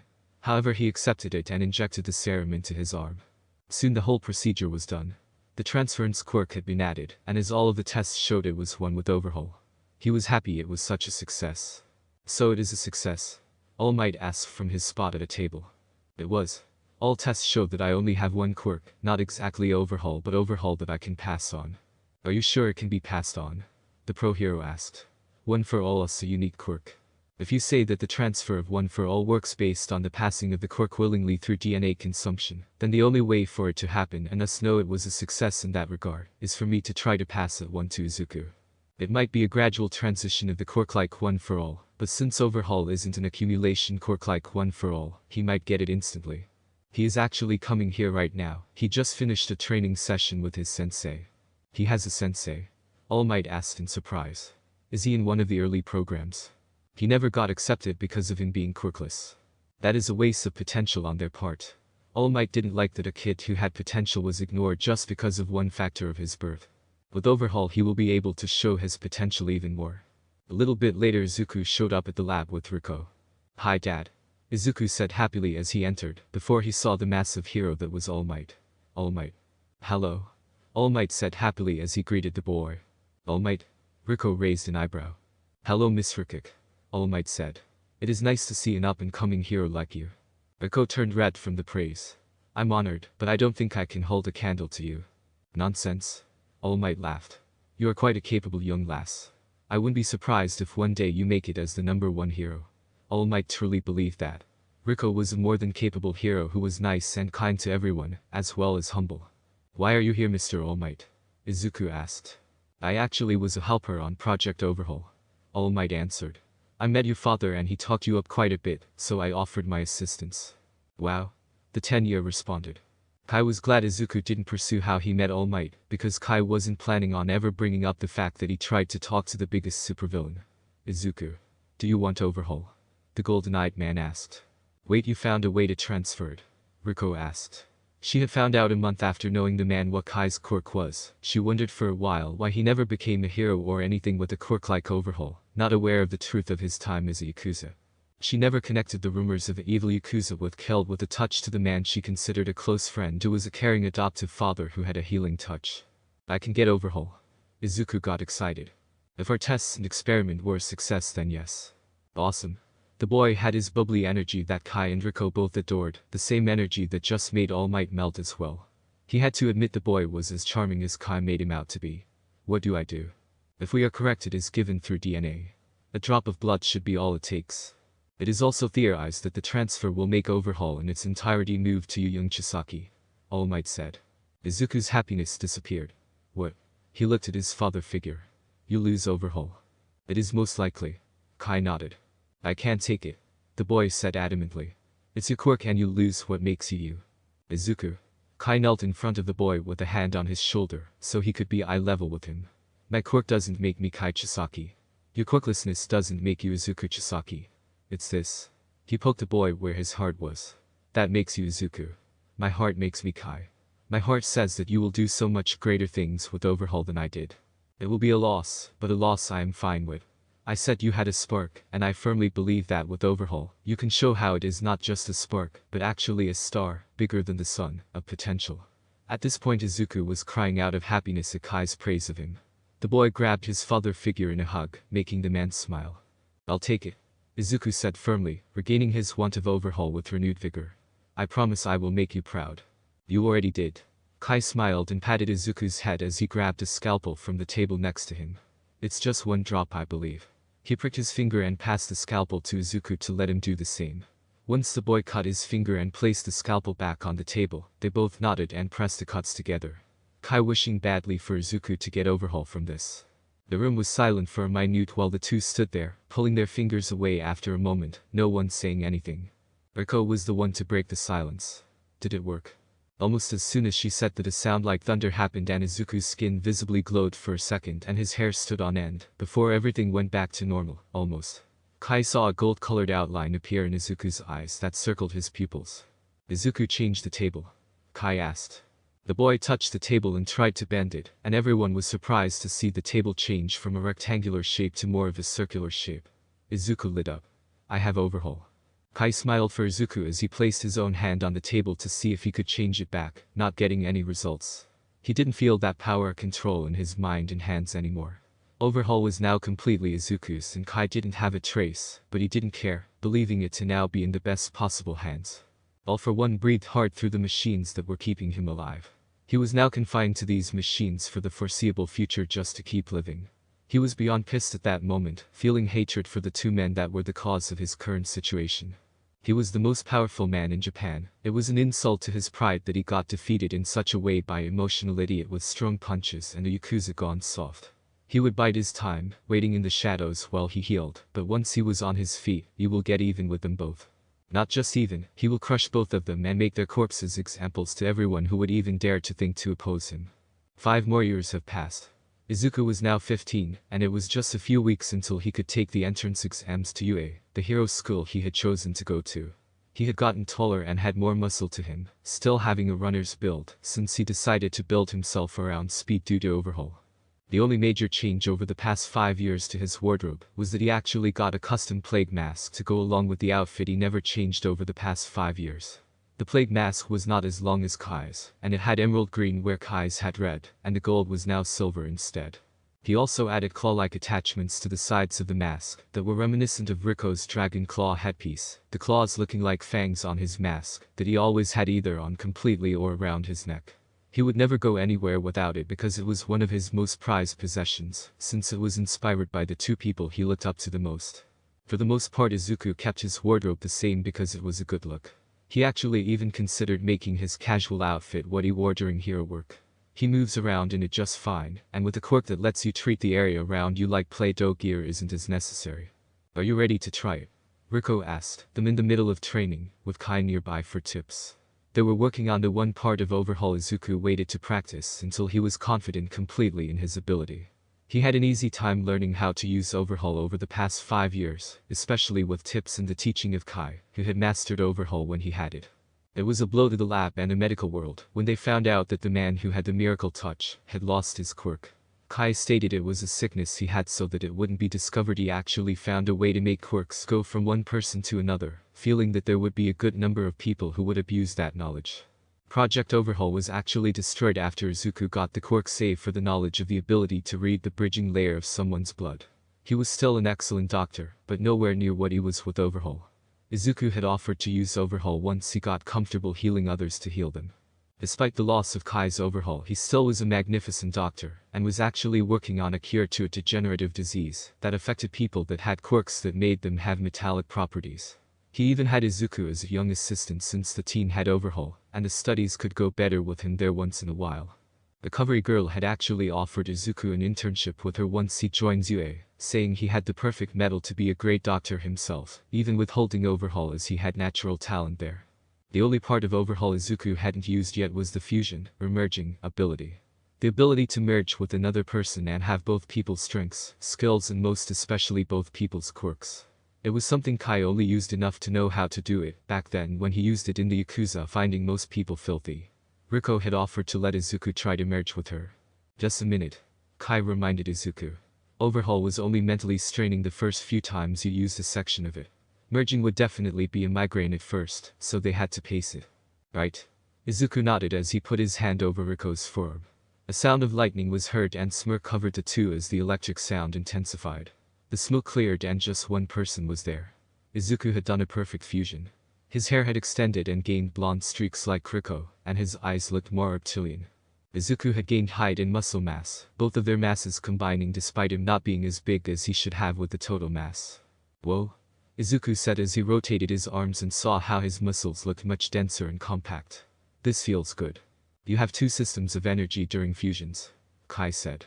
Everything you both have is at your disposal. Try to use her quirk. Okay. Izuku did a pose like he was trying to transform. Wait, how do I do that? There should be a fire in your chest. Izuku suddenly heard Riko's voice in his head. What the heck? The boy spun around trying to look for his mentor. You heard her on the first fusion. His father figure asked. That's amazing. Took me 5 fusions. Granted, I didn't make a perfect fusion my first time. I can hear her. You did react. Picture it like you are the driver and she is a passenger. Kai explained. She sees everything you see, feels everything you feel. You can't read each other's minds, however. Person you fuse with can speak to you telepathically, but you do have to speak verbally for them to hear you. That's weird and cool, Izuku stated. So fire in my chest. Yep, try to picture it intensifying, like you are adding fuel to the fire. Alright. Izuku felt the fire she was referring to and pictures the fire getting bigger. His body began to shift again, but into a Western-like dragon. Soon looking close to Riko's dragon form, but more like himself and slightly bigger. Well, this is cool. You should split soon. It can give a headache the first few times, Kai reminded them. Okay. The large dragon-like boy nodded before he reverted back to the normal fusion mode. After that, another sound of crackling electricity erupted and smoke appeared around him. Seconds later it ended at Izuku, and Riko was standing side by side. That was certainly an experience, the woman stated. How does it feel being the second person? The Overhaul user was curious. Like I was floating there and also not, the woman explained. It was odd. Is there a way that I can work alongside whoever I fuse with? Izuku turned to his father figure. The man actually raised an eyebrow. He had never considered that when he did use that aspect of Overhaul. I never tried. That's what we should do, the boy declared, his bubbly energy kicking in. You should give your head a rest for a minute, Riko stated. Alright. The boy nodded. Plus I still have that paper to finish for the recommendation course. Make sure all of your assignments are done, Kai said. Everything is due for your program at the end of the week. Kai was happy Izuku had gotten into a recommendation program, when actually sponsored by Riko. She had pushed for him to have one before he got Overhaul, and they finally actually processed his papers once he got Overhaul. Granted, it was under the name manipulation, a fact that Riko didn't understand, but that was because she still didn't know the truth of Kai's past as a criminal. Kai actually felt immense guilt not telling Riko the truth about his past. She was the closest person to him, but she didn't know how evil he used to be. Part of him worried about how she didn't know because she was a new hero at the time he was the villain Overhaul, but then again he was one of the more twisted villains that the pro-hero society tried to cover up as best they could, like All for One. Got it, the boy replied as he ran into the house. Where does he get that? Riko laughed. Not me. You're too antisocial for that. It's not antisocial.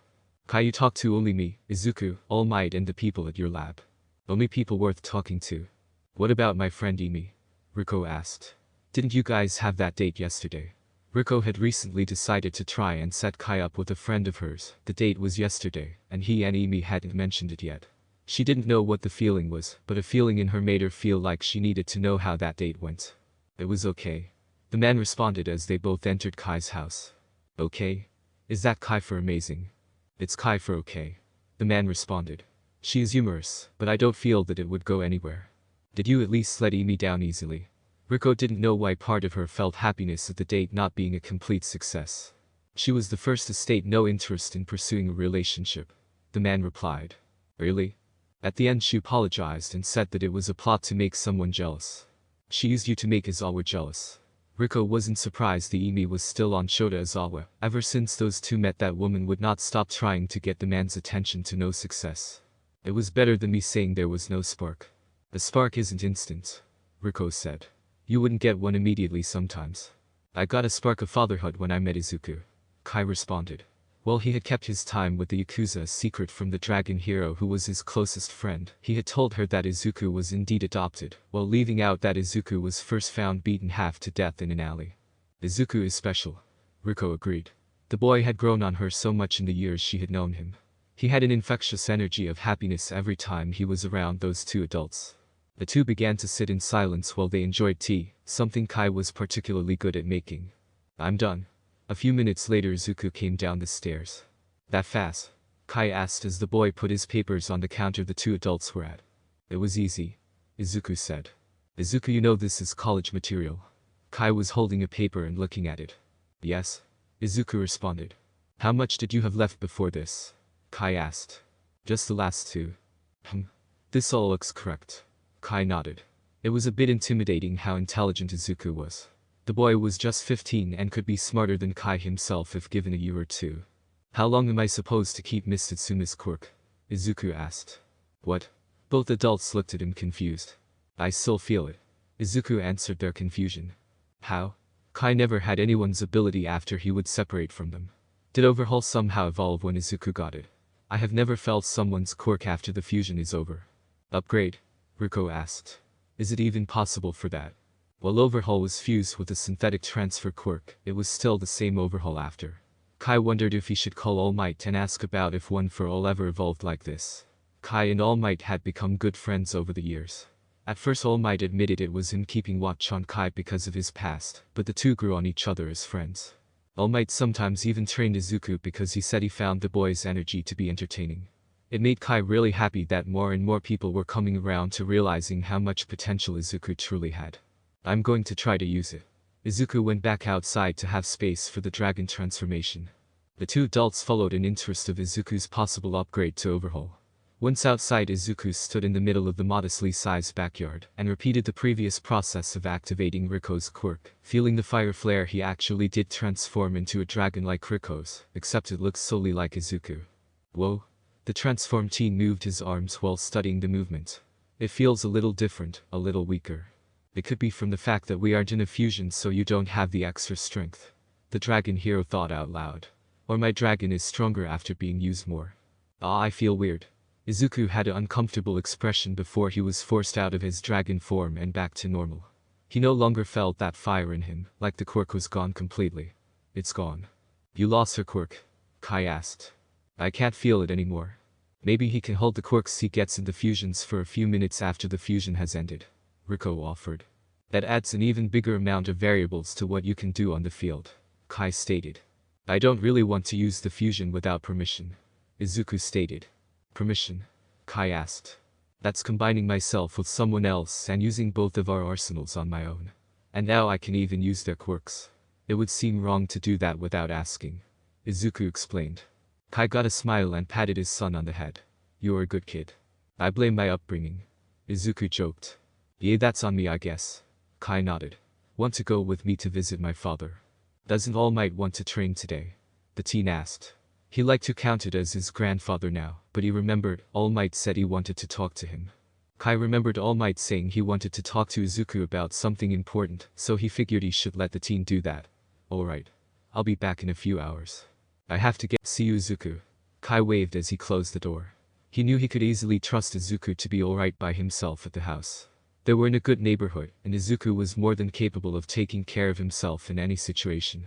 Bye. The teen called out as he decided to go to his own secret project. After he got Overhaul from Kai and learned that Kai had lost the quirk completely, he decided to make his own project Overhaul, to find a way to duplicate Overhaul to give to Kai. He knew Kai was fine without the quirk, but he also believed that the man should have it as well. He couldn't just pass it back because that would be spitting on Kai's original project Overhaul, so he decided to learn how to perfectly copy the quirk to surprise Kai with. The problem he had was finding a way to perfectly copy and it to give him. The transference quirk had lined itself into Overhaul in a slightly confusing manner, as well as how it webbed itself into Izuku's blood. The synthetic quirk acted as the layer Izuku wasn't born with, but Izuku didn't necessarily need to know it for this. Sure, he had a copy of Kai's notes on the original Overhaul, but he also needed a way to duplicate it to give Kai, and like they have been finding out, Izuku's Overhaul is slightly different, so he would have to account for that as well. What Izuku needed was something that could copy his quirk from him so he can work on it without dealing with his own blood, and the way everything had crossed over each other to confuse him. The synthetic quirk was indeed being the bridge between his blood and Overhaul, but instead of being a simple line between the two, it was more like leaving three sets of wires together and finding them all tangled up. He knew he could do it, but he really needed something that could untangle the three things, so he could analyze the new Overhaul on its own and copy just it. Because at this point he wouldn't know if he would end up missing parts and writing in parts from his blood or the synthetic quirk instead. Once he made that one all good and ready, and most likely in a vial, he could work on making a newer synthetic transfer quirk, but not one he would use to move the duplicate Overhaul. He would try to make it an inverse transfer, so it would be technically a synthetic receiving quirk. That was a whole other bag of issues that Izuku wasn't going to stress about till he had the duplicate Overhaul made. However, he knew that he would have to make it a receiver of solely Overhaul's coding, so Kai wouldn't gain new quirks on accident every time he got different DNA near him. That was a risk, especially since Kai was a doctor and spent a good portion of his time around DNA. Izuku heard the front door open with the sound of keys. He closed the unmarked binder and slid it back onto the shelf by the counter as the arrival to the house spoke. In Chisaki, it was All Might, who had gotten a key to the house a good 2 years before. Izuku actually saw All Might at least once a week, and actually learned his real name a few months ago. It was Toshinori Yagi. You are home correct. In the dining room. Izuku answered. Truth was, while it was meant to be a dining room, they never really used it like that, only for get-togethers. Most of the time they just ate at the kitchen counter. The dining room was mostly just a study, or the room papers were done the most by the two men of the Chisaki name. The large blonde man of muscle came into the room with his signature large grin. Hello, Izuku. How have your studies been? I'm finished with all of my assignments. They look good from what Dad says. Between now and the recommendation exams I have no more assignments, so I get to just train. That's excellent. I actually have something that has to do with your training. Is it that thing you mentioned on Saturday? It is. Toshinori nodded. Well, I am not in a position of extreme rush. I want to ask if you'll be my successor. Izuku waited to ask questions. He figured All Might had a different meaning than what Izuku thought. Toshinori saw Izuku's patience and nodded to himself to continue. We never mentioned it to you, but the synthetic transfer quirk I made was actually copied from my quirk. It is a quirk that is two that had fused long ago at the dawn of the age of quirks, from the transfer quirk and a power stockpiling quirk. It was named One for All by the original holder. It is passed down from master to apprentice through time, and each person holds the ideals of peace, and being the one who will stand there to stop evil. I believe you are maybe one of the most perfect candidates for your generation to be the ninth holder of this quirk, Izuku. Will you be that successor? Izuku thought for a second, not on his answer but the other information instead. His synthetic quirk was from this One for All. If Overhaul evolved from Kai to Izuku and All Might was the 8th holder of his quirk, then changes definitely do happen with the quirks that get transferred. Izuku couldn't currently think of anyone that would make sense as the holder before All Might, so it definitely got a glow up. He realized he should think on that later, and give All Might his answer. I'm sorry, Yogi-sensei, but no. Kai walked into the household of his father and was actually surprised to see a sad-looking 6-year-old girl. She had pale blue-gray hair long enough that it was almost reaching down to her waist. Her eyes carried a sad look and were bright red in color. Poking out from the right side of her forehead was a small brown horn. She was staying near the farthest part of the couch in the living room from him, and seemed scared by Kai's entrance to the house. Kai's pseudo-father was also there. Hello, father. Kai said his usual greeting. Ah, hello, Kai. The old Yakuza boss stood up with a smile. How have you been? Well, patient count in the hospital has lowered, thankfully. The two would talk a bit about their different professions, Kai's more so than Kinjiro's, his father. Regular villains have been less active as of late. Kinjiro nodded. Kai smiled from the praise before he asked a question that was growing. May I ask who the girl is? Kinjiro lost his smile. This is Eri, my granddaughter. Zenitsu and Saren had a daughter. Kai actually got an amused look for a second. He never really got along with Kinjiro's real child in Saren. She was a bitch in Kai's opinion. He actually told Zenitsu last time he saw him like 5 years before that he thought Zenitsu deserved better in a woman. He rarely saw Zenitsu because the man did spend a lot of time traveling. Zenitsu saying he wanted to soak in the world's many stories. They did, but Saren has disowned her. Kinjiro said the part that made him sad. He actually got into an argument with his daughter when she cast out Eri, and he took in. What? Kai looked back at the small child who had began to cry hearing about her mother disowning her. Why would that? He stopped himself before he cursed in front of a child. Why would Zenitsu allow this? Can we talk about this in the other room? Kinjiro really didn't want Eri to have to hear about the tragedy again. Kai nodded and they both went to the dining room. Father, what happened? Eri had an accident. Kinjiro started the story he had gotten from his daughter, but he would leave out the horrible things his daughter said. She gained her quirk, it made Zenitsu disappear completely. What? Kai was straining to think what the quirk could be. Saren heard a sound and a flash, and when she came to the room Zenitsu was gone, and his clothes had dropped to the ground like he had never been there. There was no trace of him, and authorities had put out a search for him to no success. He is just gone. Saren believed she vaporized her own father on purpose, and called Eri a witch, and more things that hurt Eri. She hasn't properly opened up since she was left here. Saren just left her here on your doorstep? Kai asked. She more or less kicked Eri out of the apartment they live in, and I was thankfully coming over to visit yesterday when this happened. The Yakuza boss was grateful to the Lord that he had been there. Who knows what would have happened to the poor child if he wasn't there. Please tell me you confronted Saren about this. Kai probably would have committed assault if he were there. How could that stupid woman think Eri would do such a thing to her own father on purpose? We had it out, and I disowned her. Kinjiro was upset he disowned his own blood, but what she said was unforgivable.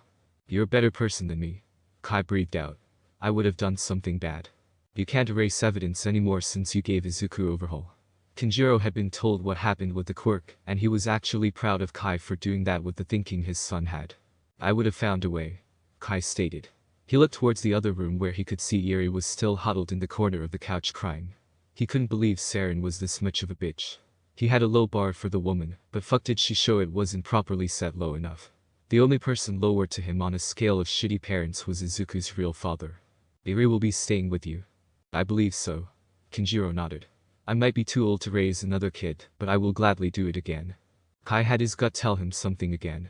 It was the same guiding idea he had when meeting Izuku. I'll raise her. You will? Kenjiro raised an eyebrow. You did say yourself that you are up there in age. I am raising Izuku just fine, and I have that feeling again. Kenjiro smiled proudly. Kai was really a great person in his eyes. You plan on just adopting every child who needs a home in Musatafu, aren't you? If they need a home, I have a home. Kai nodded. That house has 4 rooms, and only 2 are in use with just me and Izuku there. You're a good person. Kenjiro put a hand on his son's shoulder. I have never been prouder as a father. Kai smiled. Thank you. I think I should introduce myself to Eri now. That will help. She hasn't opened up easily since the event yesterday. The 2 adults returned to the living room where Eri was. Hi Eri. Kai crouched to eye level with the small girl. I'm Kai. Hello. The girl was worried he would be like her mother. Your horn looks nice. Kai decided to just go with small talk to show he meant no harm. I actually know a co-worker who has 3 of them. 3?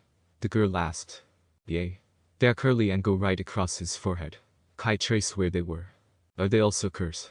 I don't believe anyone is cursed, Kai said. Did her mother make Eri believe she was a curse? Just like Izuku's father made him think he was worthless. She sighed that I am cursed. Eri was crying. She's wrong. If anything, she is a curse. Kai wished he had Overhaul for just a second to make Saren blow up. But, she said. She's wrong. I am a professional doctor who studies people down to their DNA. According to everything I have ever studied, all I see is a little girl who is far from ever being a curse. What is DNA? It's what makes us what we are. I can even prove it to you that you are not a curse if you'd like. How? Eri had a bit of hope, but it was followed by a lot of doubt. I have a lab where I can show you exactly that you aren't a curse. It helps people. The little girl was quiet for a second. Can we go there? Kai smiled. We sure can. All Might blinked while looking at Izuku. He was surprised that Izuku turned him down. Well, honestly, for all of a second, because he was only 80% sure Izuku would say yes. You say no, Izuku. Sorry. Izuku apologized. It's just Dad was the first person to believe in me. He gave me Overhaul, his own quirk. He gave it up for me because he thought I had so much potential that to take another quirk feels like it feels like. Like you would be spitting on Kai's actions. Toshinori couldn't blame Izuku at all for that reasoning. He did feel that Izuku would say no because of Overhaul. He really only offered to see if Izuku would take it. I want to honor Dad's actions and his quirk. If I take one for all, I can do that as well. Toshinori gave a smile and owed Izuku's shoulder. I understand completely, Izuku. I actually thought you would say something like that, which is why I had this second thing in mind. Even though I am in no risk right now, an event 5 years ago made me realize I should be more responsible of my actions, and with one for all. I do still need a successor, and I want to recruit you as a finder/advisor of sorts. I know your goal is to reshape the hero system and fix the corruption that is accounted for. It is okay if you find someone who might not fit my exact mold of a hero, but yours instead. Our ideas kind of overlap, Izuku pointed out. It would just be someone who wants to be a hero for the sake of helping others foremost, not wanting fame or popularity as their main reason. I agree with that completely. The pro-hero nodded. You are a smart lad. I know you will find someone worthy of one for all. He then remembered something he meant to say. Before I forget to mention it, I am taking a job at UA this year. You are? Admittedly, it is mostly to find a new successor. Toshinori chuckled and rubbed the back of his head. I might still be at the top of my game, but I should have an apprentice to pass on my skills, and one for all to regardless. Life does have many unexpected things at play, so I shouldn't be reckless. What will you be teaching? The Foundational Heroic Studies class. The previous teacher has decided to retire to stave off his growing health issues and age. This is honestly a good opportunity because I believe that the current generation's best should train all of the next generation, because you should all surpass us. Izuku nodded. He understood the points, but changed the subject to a question he had. Does one for all evolve with each holder? The man raised an eyebrow. Does it evolve? It would explain Overhaul's evolution. Overhaul has evolved. As far as I know, it is just the ability to keep quirks for a short time after I am in a fusion with them. That is an interesting evolution.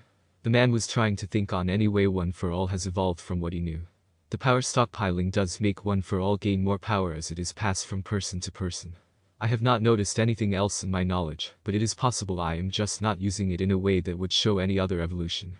This makes me wonder what else changed about Overhaul. This is indeed a curious subject. Does Kai know about this already? Dad knows. I went to him first about it. I was unaware of the quirk's presence after a separate being a new thing. I am actually curious about any differences in One for All now, to be honest. The thought has not left Toshinori's head since it was put there. I apologize for my quick departure, but I am going to speak with a friend of my sensei's. He might be able to tell me how it has changed from her to me. He got up. That's okay. I still have stuff to do here. Take care, young Chisaki. The blonde hero pat Izuku on the head before he left. Kai would admit he did have a motive past helping Yuri believe she wasn't a curse or anything close to that. It was a good motive. He could identify her quirk easily at his lab, since one of the things they did at the lab was the beginnings of his project Overhaul, where he learned about the bridge layer of blood that was one of the most effective way of identifying quirks in people. This will only pinch for a second. Kai said reassuringly to Yuri while he held the syringe. She nodded and he put it into her arm, drawing out the necessary amount of blood for this. See? Just a pinch. The man was glad Yuri had gotten calmer around him in the short time she knew him. How does it show things? The little girl asked. With this. Kai finished wiping off her arm and wheeled his chair behind him to machine. This helps us see the building blocks of blood at a level our eyes cannot. It will let us see far enough down that I can show you that there is nothing in your blood that makes you cursed. Okay? Yuri was paying hard attention, absorbing everything Kai said, because he was so kind with how he spoke. The original holder of Overhaul began to use the machine and inspected the blood, making sure to show what was on his small screen on another screen that Yuri could see. From just a first glance he easily identified what class of quirk Yuri had. There were emitter-type quirks, abilities that allow the user to generate and possibly control certain things, or alter existing things around them in certain ways. Good examples were like the ability to control or generate fire, water, and any of the elements. This was the most common type of quirk. There were transformation-type quirks, abilities that caused the user to take on a temporary alteration of some kind. Sometimes enhancing existing features, removing features, or adding new features to the body altogether. A good example was a person Kai was currently helping with a deteriorative disease from his quirk that let his skin turn to bronze. There were also mutant quirks, abilities that caused the user a permanent abnormality, directly related to their power. Mutant-type quirks create bodily structures that grant the user more complex abilities that emitter and transformation quirks cannot safely provide. They could be used in a similar manner to emitter-type quirks. Good examples were people who had wings, extra arms, a child he actually helped with a sickness back when he had Overhaul. His head had the resemblance of a glue dispenser. Those were the three classes of quirks, but there was also a subclass that was known as accumulation-type quirks. Powers that, in order to function properly, require the user accumulate something ahead of time, such as power, energy, mass, or a particular resource. All Might's One for All was an accumulation-type quirk, and he identified Yuri's as another one. Looking at it he saw parts that were actually pretty unique to what he has seen before, but to be fair, accumulation quirks all were pretty unique. They had more to that bridge layer and the quirk itself to store whatever energy they gathered to be used in the quirk. One thing that couldn't be found though was whatever Yuri used as an energy source for her power. It all must have been used the day prior on her father. See this? Kai turned so he could face the 6-year-old girl. He was indicating to the bridge layer and the quirk she had. This is your power right here. It doesn't have any part that indicates it as being a curse. It is just a blank power that will only be a curse if you yourself want to make it one. I don't want it to be a curse. Then it is not a curse. He stated, liking how that made Yuri replace some of her fear and worry with happiness. We can even study it to find out how to use it for something better. Like what? Right now I don't know exactly, this is new to me. But would you like to find out what it is? Yuri nodded in response. That's good. I don't want to do this if it makes you uncomfortable. What does that do? Yuri pointed at the screen at the part of her blood that was her quirk. That part specifically is your quirk. It stores energy from what I can see, but I currently don't know what type it stores. What you do with the energy is also a mystery. It made Dad leave. Yuri was getting sad again. I am sure he is fine wherever he is and he doesn't blame you. Zenitsu is a good person. You knew Dad? Yuri was confused because she had never seen Kai before today. I haven't seen him in years, but I used to know him well. The door opened and Izuku walked into the lab, before the teen looked confused to see Kai and Eri. Dad. Izuku. What are you doing here? Both guys asked at the same time. Wait, I asked first. They continued to speak at the same time. Izuku, this is my lab, so I think I get an answer first. Kai was wondering why his son was here, and why he had a black binder with him. Damn. Izuku didn't think his dad would be at the lab. He wanted to try to work on his project more. I was working. On what? Project Overhaul. Project Overhaul ended 5 years ago, Izuku. What's Project Overhaul? Eri got confused. She wasn't as uncomfortable around Izuku because he was Kai's son, and she liked Kai. She also found that odd mask currently around Izuku's neck odd. It looked like the one Kai had dangling around his own neck. It was a project to pass on something of mine to Izuku. Kai explained. Izuku, this is Eri. Eri, this is Izuku. You two are siblings now. Really? Izuku asked, not in a negative way at all, but one of surprise. Yes. Eri will be joining our house. You want me to stay with you? Eri asked. If you want to. Kai wanted her to feel like it was her choice. But I may curse. No, you aren't. Kai shook his head. One person giving out a poor judgment of you does not make you that thing. Izuku spoke, feeling the urge to help the little girl also. My original dad called me worthless, he was wrong. Eri looked at Izuku, he didn't seem worthless, so why would anyone say that? Original dad. Not him. Izuku didn't want her to think negatively of Kai. But this one jerk. He thought I was worthless and abandoned me. Kai found me and took me in because he saw what I really was. What was that? Eri asked. The same as you. Kai poked Eri's shoulder while having a reassuring smile, something he had mastered while being Izuku's surrogate father. Full of good potential. Eri gained a smile of her own. I have potential. Dad doesn't lie. Izuku stated. I try not to. He suddenly remembered the lie that was him not telling Riko of his past. Izuku was a child and knew but of it, why couldn't he just tell her, an adult who over time he had gained a trusting friendship with? He shook that thought from his head, and went back to the issue of Izuku's binder. Izuku, why are you working on Project Overhaul? Because I wanted to duplicate Overhaul so you can have at least a copy of it. Kai gained a grin. Of course Izuku would try to do something like that. How far have you gotten? I managed to get the script of my Overhaul down, but since I can't just give you the original, I have to find a way to make a copy in New Blood, without just passing it on to someone. Kai was actually invested in this idea now. Not because he missed Overhaul, but mostly because he enjoyed seeing Izuku at work on a project. The kid was too smart and this was a good test for him. Have you tried seeing if a sample of the quirkless blood we have here can house it? I tried, but whatever happened when it got in my blood made it and the transfer quirk not want to do that. It's like after it was transferred into me the quirks don't want to be in anything else but my own blood. Kai nodded. That would make sense if it is like the original transfer quirk, which Toshinori states can be taken unwillingly. You don't want to pass on Overhaul to this blood sample, so it could be assumed that no matter what you can't plant the coding from your own blood. I guess that is true. I think I just overlooked that part. If anything I would have to write Overhaul from complete scratch on a reverse version of the transfer quirk. The retrieving quirk. Kai remarked. He had to admit that the plan sounded good, but he still wanted to check if Izuku checked his own work. What about if different blood with different quirks come into contact with this retrieving quirk? I can write it down in a way that the only compatible quirk it can take is Overhaul. The retrieval quirk can be the bridge layer again if you don't have yours anymore, and I can work both sides of it to only mix with your blood. The original owner of Overhaul had a grin of pride, his son had covered his bases. Well, now that I know about your project that means we can continue it together. Izuku gained his own large smile. Great. I saw Mr. Yogi earlier. Why do you have bird beaks? Eri spoke for the first time in a little bit, wanting to know about Kai and Izuku's masks. I used to have it as a symbol of one goal I had, but after that it became a goal with a different meaning. Kai answered. Cure the world, one of my goals as a doctor. Mine is kinda based on my two heroes. Izuku admitted. Oh? Eri nodded in understanding. Who's Overhaul? It is my quirk. Izuku answered. I can manipulate anything I touch. He showed the girl what Overhaul could do by manipulating the chair next to him in a perfect ball of wood, before shifting it back to normal. Wow, that is cool. Eri had white eyes. What is yours, Mr. Kai? Overhaul. I gave it to Izuku because I thought he would do better with it. But I thought he said he was going to give you it. Eri got confused. I want to copy it and make a second one so Dad can have one of them. But I thought quirks were unique. At least Eri's dad told her that. They are, but we are smart. Izuku replied, not having arrogance in that statement like one normally would. What is yours, Eri? Eri got a worried look for all of a second, afraid that Izuku would call her curse before that thought left her head, because it didn't make sense to her that he would.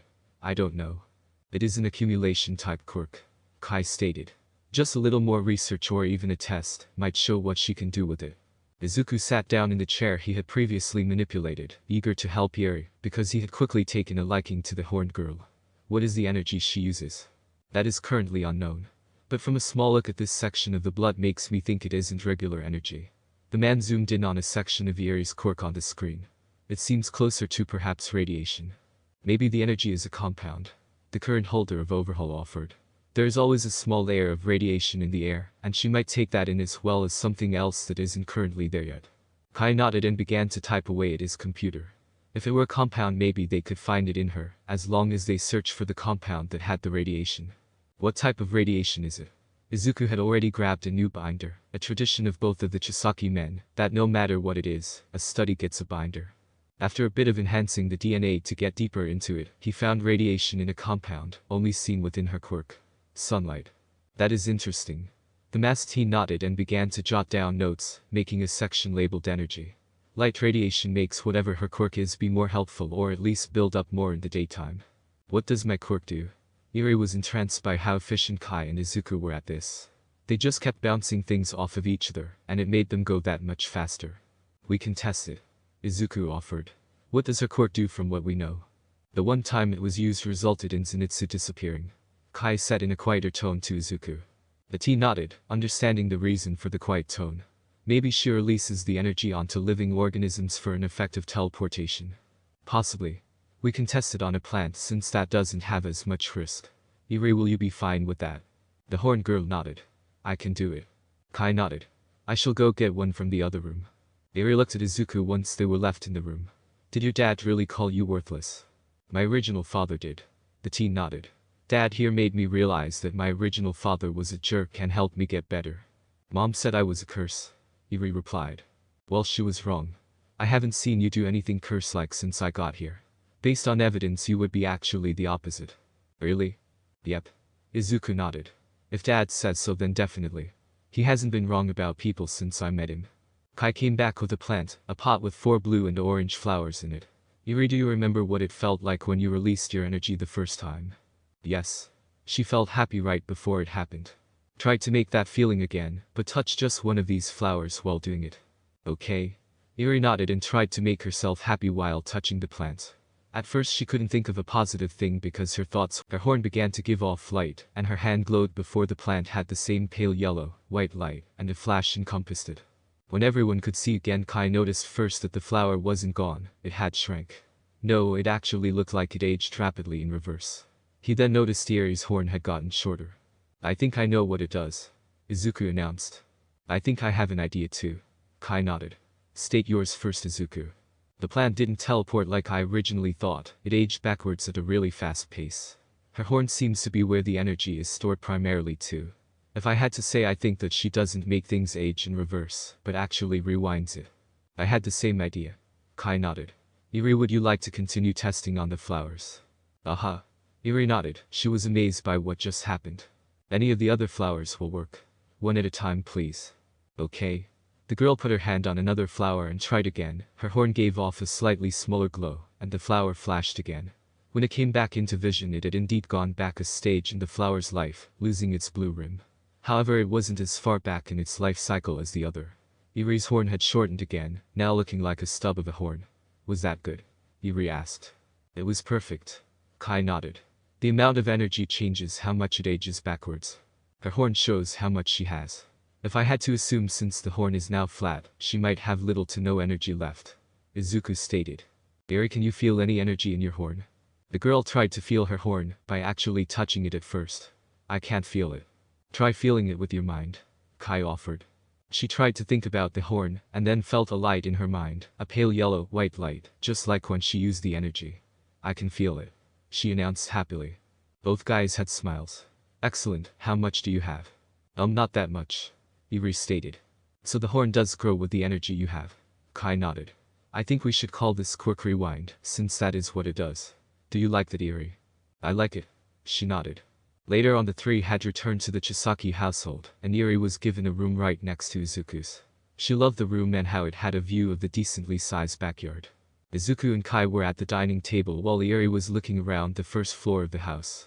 So she rewinds things. Does that mean that Mr. Zenitsu got rewinded so far back he got to a point where he never existed?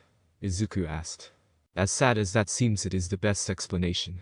Kai nodded, making sure to watch Iori while she was looking at things in the kitchen. Accumulation quirks build up energy from the second a person is born, but they don't gain the ability to release that energy until around 4 or 5. When it released for the first time and she did it to Zenitsu, he got hit with all of it. I don't think there is any way short of time travel, which is a big impossibility at this point, unless a quirk is gained that does that, to get Zenitsu back. Izuku frowned at that. He didn't like that Iori would have to go on with the knowledge that she accidentally killed her own father. Kai knew what his son was thinking. It was an accident and we have to make sure she knows that. Until she gets better control, I think it would be wise if she didn't really have physical contact with anyone. Izuku got an idea. Overhaul. She can train with me. How so? It seems like she might be able to not as much de-age things as make them go to a previous state. I can use Overhaul. That does sound like a good idea, but it hinges on your idea that she rewinds things to a previous state and not just de-age them. The teen lit up again. I know how to prove it. He ran outside, leaving Kai to wonder what his son was thinking. Izuku ran back in with a flower, right to Iori. Iori, try to rewind this flower as little as you can. Okay. Iori touched it, but before she activated her quirk she saw Izuku rip a few petals off of the flower. Still do it, Izuku said when he saw his confused look. The horn girl nodded and her quirk soon activated. After the flash, the flower didn't look like it got any younger, but it had all of its petals like Izuku hadn't torn them off. Well, I guess it is not just the aging, Kai stated. So she can train it with me? Izuku asked. If it has no negative consequences then I'll allow it. Kai nodded. It was now late evening and Riko stopped by, something she did a lot since she really liked Kai's and Izuku's company. The dragon hero was surprised to see a new addition to the household in Iori, but took a quick liking to the girl, just like she did with Izuku. Iori also took a liking to Riko and liked her dragon claws mask. A bit later Izuku and Iori were having fun while training, meaning Izuku kept adding extra joints to the fingers on his one hand, and Iori was laughing while tapping it back to normal, because it was really a game of them clapping each other's and their own hands in a pattern. Riko and Kai were at their usual spot of the dining room table with cups of tea. So how many kids are you going to adopt? Riko asked. She had been told about how Iori was cast out by her real mother, and that made the dragon woman instantly hate Iori's mother. Well, I do have one more room left. Kai had a grin. So you are going to adopt another kid? If I come across a third kid whose original parents didn't accept them, then I have the room for them. Kai said this not knowing that in a few short weeks that room would actually be occupied. You'd make a good biological father, Riko said. This is just as good. Kai sipped his tea. It does bother me that my oldest kid is almost as smart as me and isn't in high school yet. Give him a few months or a year at most. I don't doubt that. Kai then thought to return Riko's compliment. You'd be a good mother. The blonde got a sad look for a second, and Kai felt like he fucked up. I wish I could be a mother. You can be one. I can't, not even through a donor or anything. She hadn't told anyone when she found out a few months prior because it was so upsetting to her. She loved kids and always thought she would be a good mother, but finding out she couldn't have her own kids just hurt. Kai frowned before he shook his head. Whether you can have a biological kid or not shouldn't matter. You're a good mother to Izuku at least. He thinks of me as a mother. Riko sounded shocked but also hopeful. Positive female role model in his life. Plus I heard him refer to you as mom one time. Kai said, hoping it would make the blonde across from him feel better.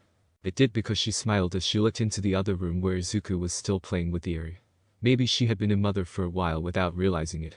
She was thankful for Kai and Izuku now more than ever. A few weeks later, Izuku was bouncing on his feet waiting by his front door. It was the day of his exams and he was excited as an understatement. The exams allowed for whichever hero sponsoring the test takers to accompany them, and Riko was on her own way to UA, but he was waiting for his dad and new little sister to get ready. They were his ride to the exams. Iori had done something close to Izuku and mimicked Riko and Kai's style a bit. She had a red dress shirt with a frilled collar and a plain green pinafore with 2 large golden buttons on either side of her chest. Under this, she wears gray tights and a large set of tan boots. After convincing Kai, she even got her own plague doctor mask like his and Izuku, but she was told to not wear it all the time, because he didn't want her to accidentally forget to breathe with it on, especially since she had become easily excitable since joining the Chisaki household, one time talking for a good while without taking a single breath. Hers had a darker red, but still kept the same gold trimming. She had also copied after Izuku in never leaving home without it. She wouldn't even leave a room without it. Eri had taken to being a Chisaki really well, loving her new father and older brother. At one point she accidentally called Riko mom to get her attention, and Riko got really happy about it, saying that Eri can do that whenever she wants. Then Izuku admitted to Riko about his once saying that, and it made Riko even happier. Izuku had honestly always felt like Riko was the closest thing he would have to a mom, and was glad he told her that. That whole situation made Izuku decide to do something that would benefit him, Eri, Riko and Kai, especially the two adults. Get Riko and Kai to realize they like each other. He knew they did but was surprised that they didn't, especially when one of them was a brilliant scientist, and the other was intelligent in her own right. He thought that the whole having two kids call them both mom and dad would make them wonder if they like each other, but it didn't. The two just really didn't know how to do anything about it, which he thought was dumb. Like they knew each other for 10 years, even basically raising a kid together, and the thought never crossed their minds. Maybe it did, but they didn't mention it because they didn't want to jeopardize their current situation, and especially how they were raising Izuku, but he wanted them to just realize they liked each other. Kai and Izuku had managed to make the reverse transfer quirk, the retrieval quirk, but had no success at all when it came to Overhaul. Even trying to go farther into the quirk to write its coding from scratch on a blank slate proved futile, as the quirk had changed with Izuku, and made itself too confusing and complex, especially since it had twisted itself with Izuku's blood, and his synthetic transfer quirk, unraveling them even in a separate drop, was too difficult to do so they wouldn't know what they were writing down. Izuku was grinning as Kai finally came around the corner with Eri. His horn had gotten longer, about 5 centimeters longer. Ready to go, Izuku? Kai didn't know why he asked when the teen was visibly vibrating, trying to stay still. I'm ready, Izuku said louder than he meant to. His father laughed. Well, let's get you to your test. Yay. Izuku barreled out the door, ready to finally show all of his potential. Thus concludes today's chapter. If you enjoyed the video, leave a like and subscribe with post notifications, so you'd be notified when the next chapter releases. Until next time.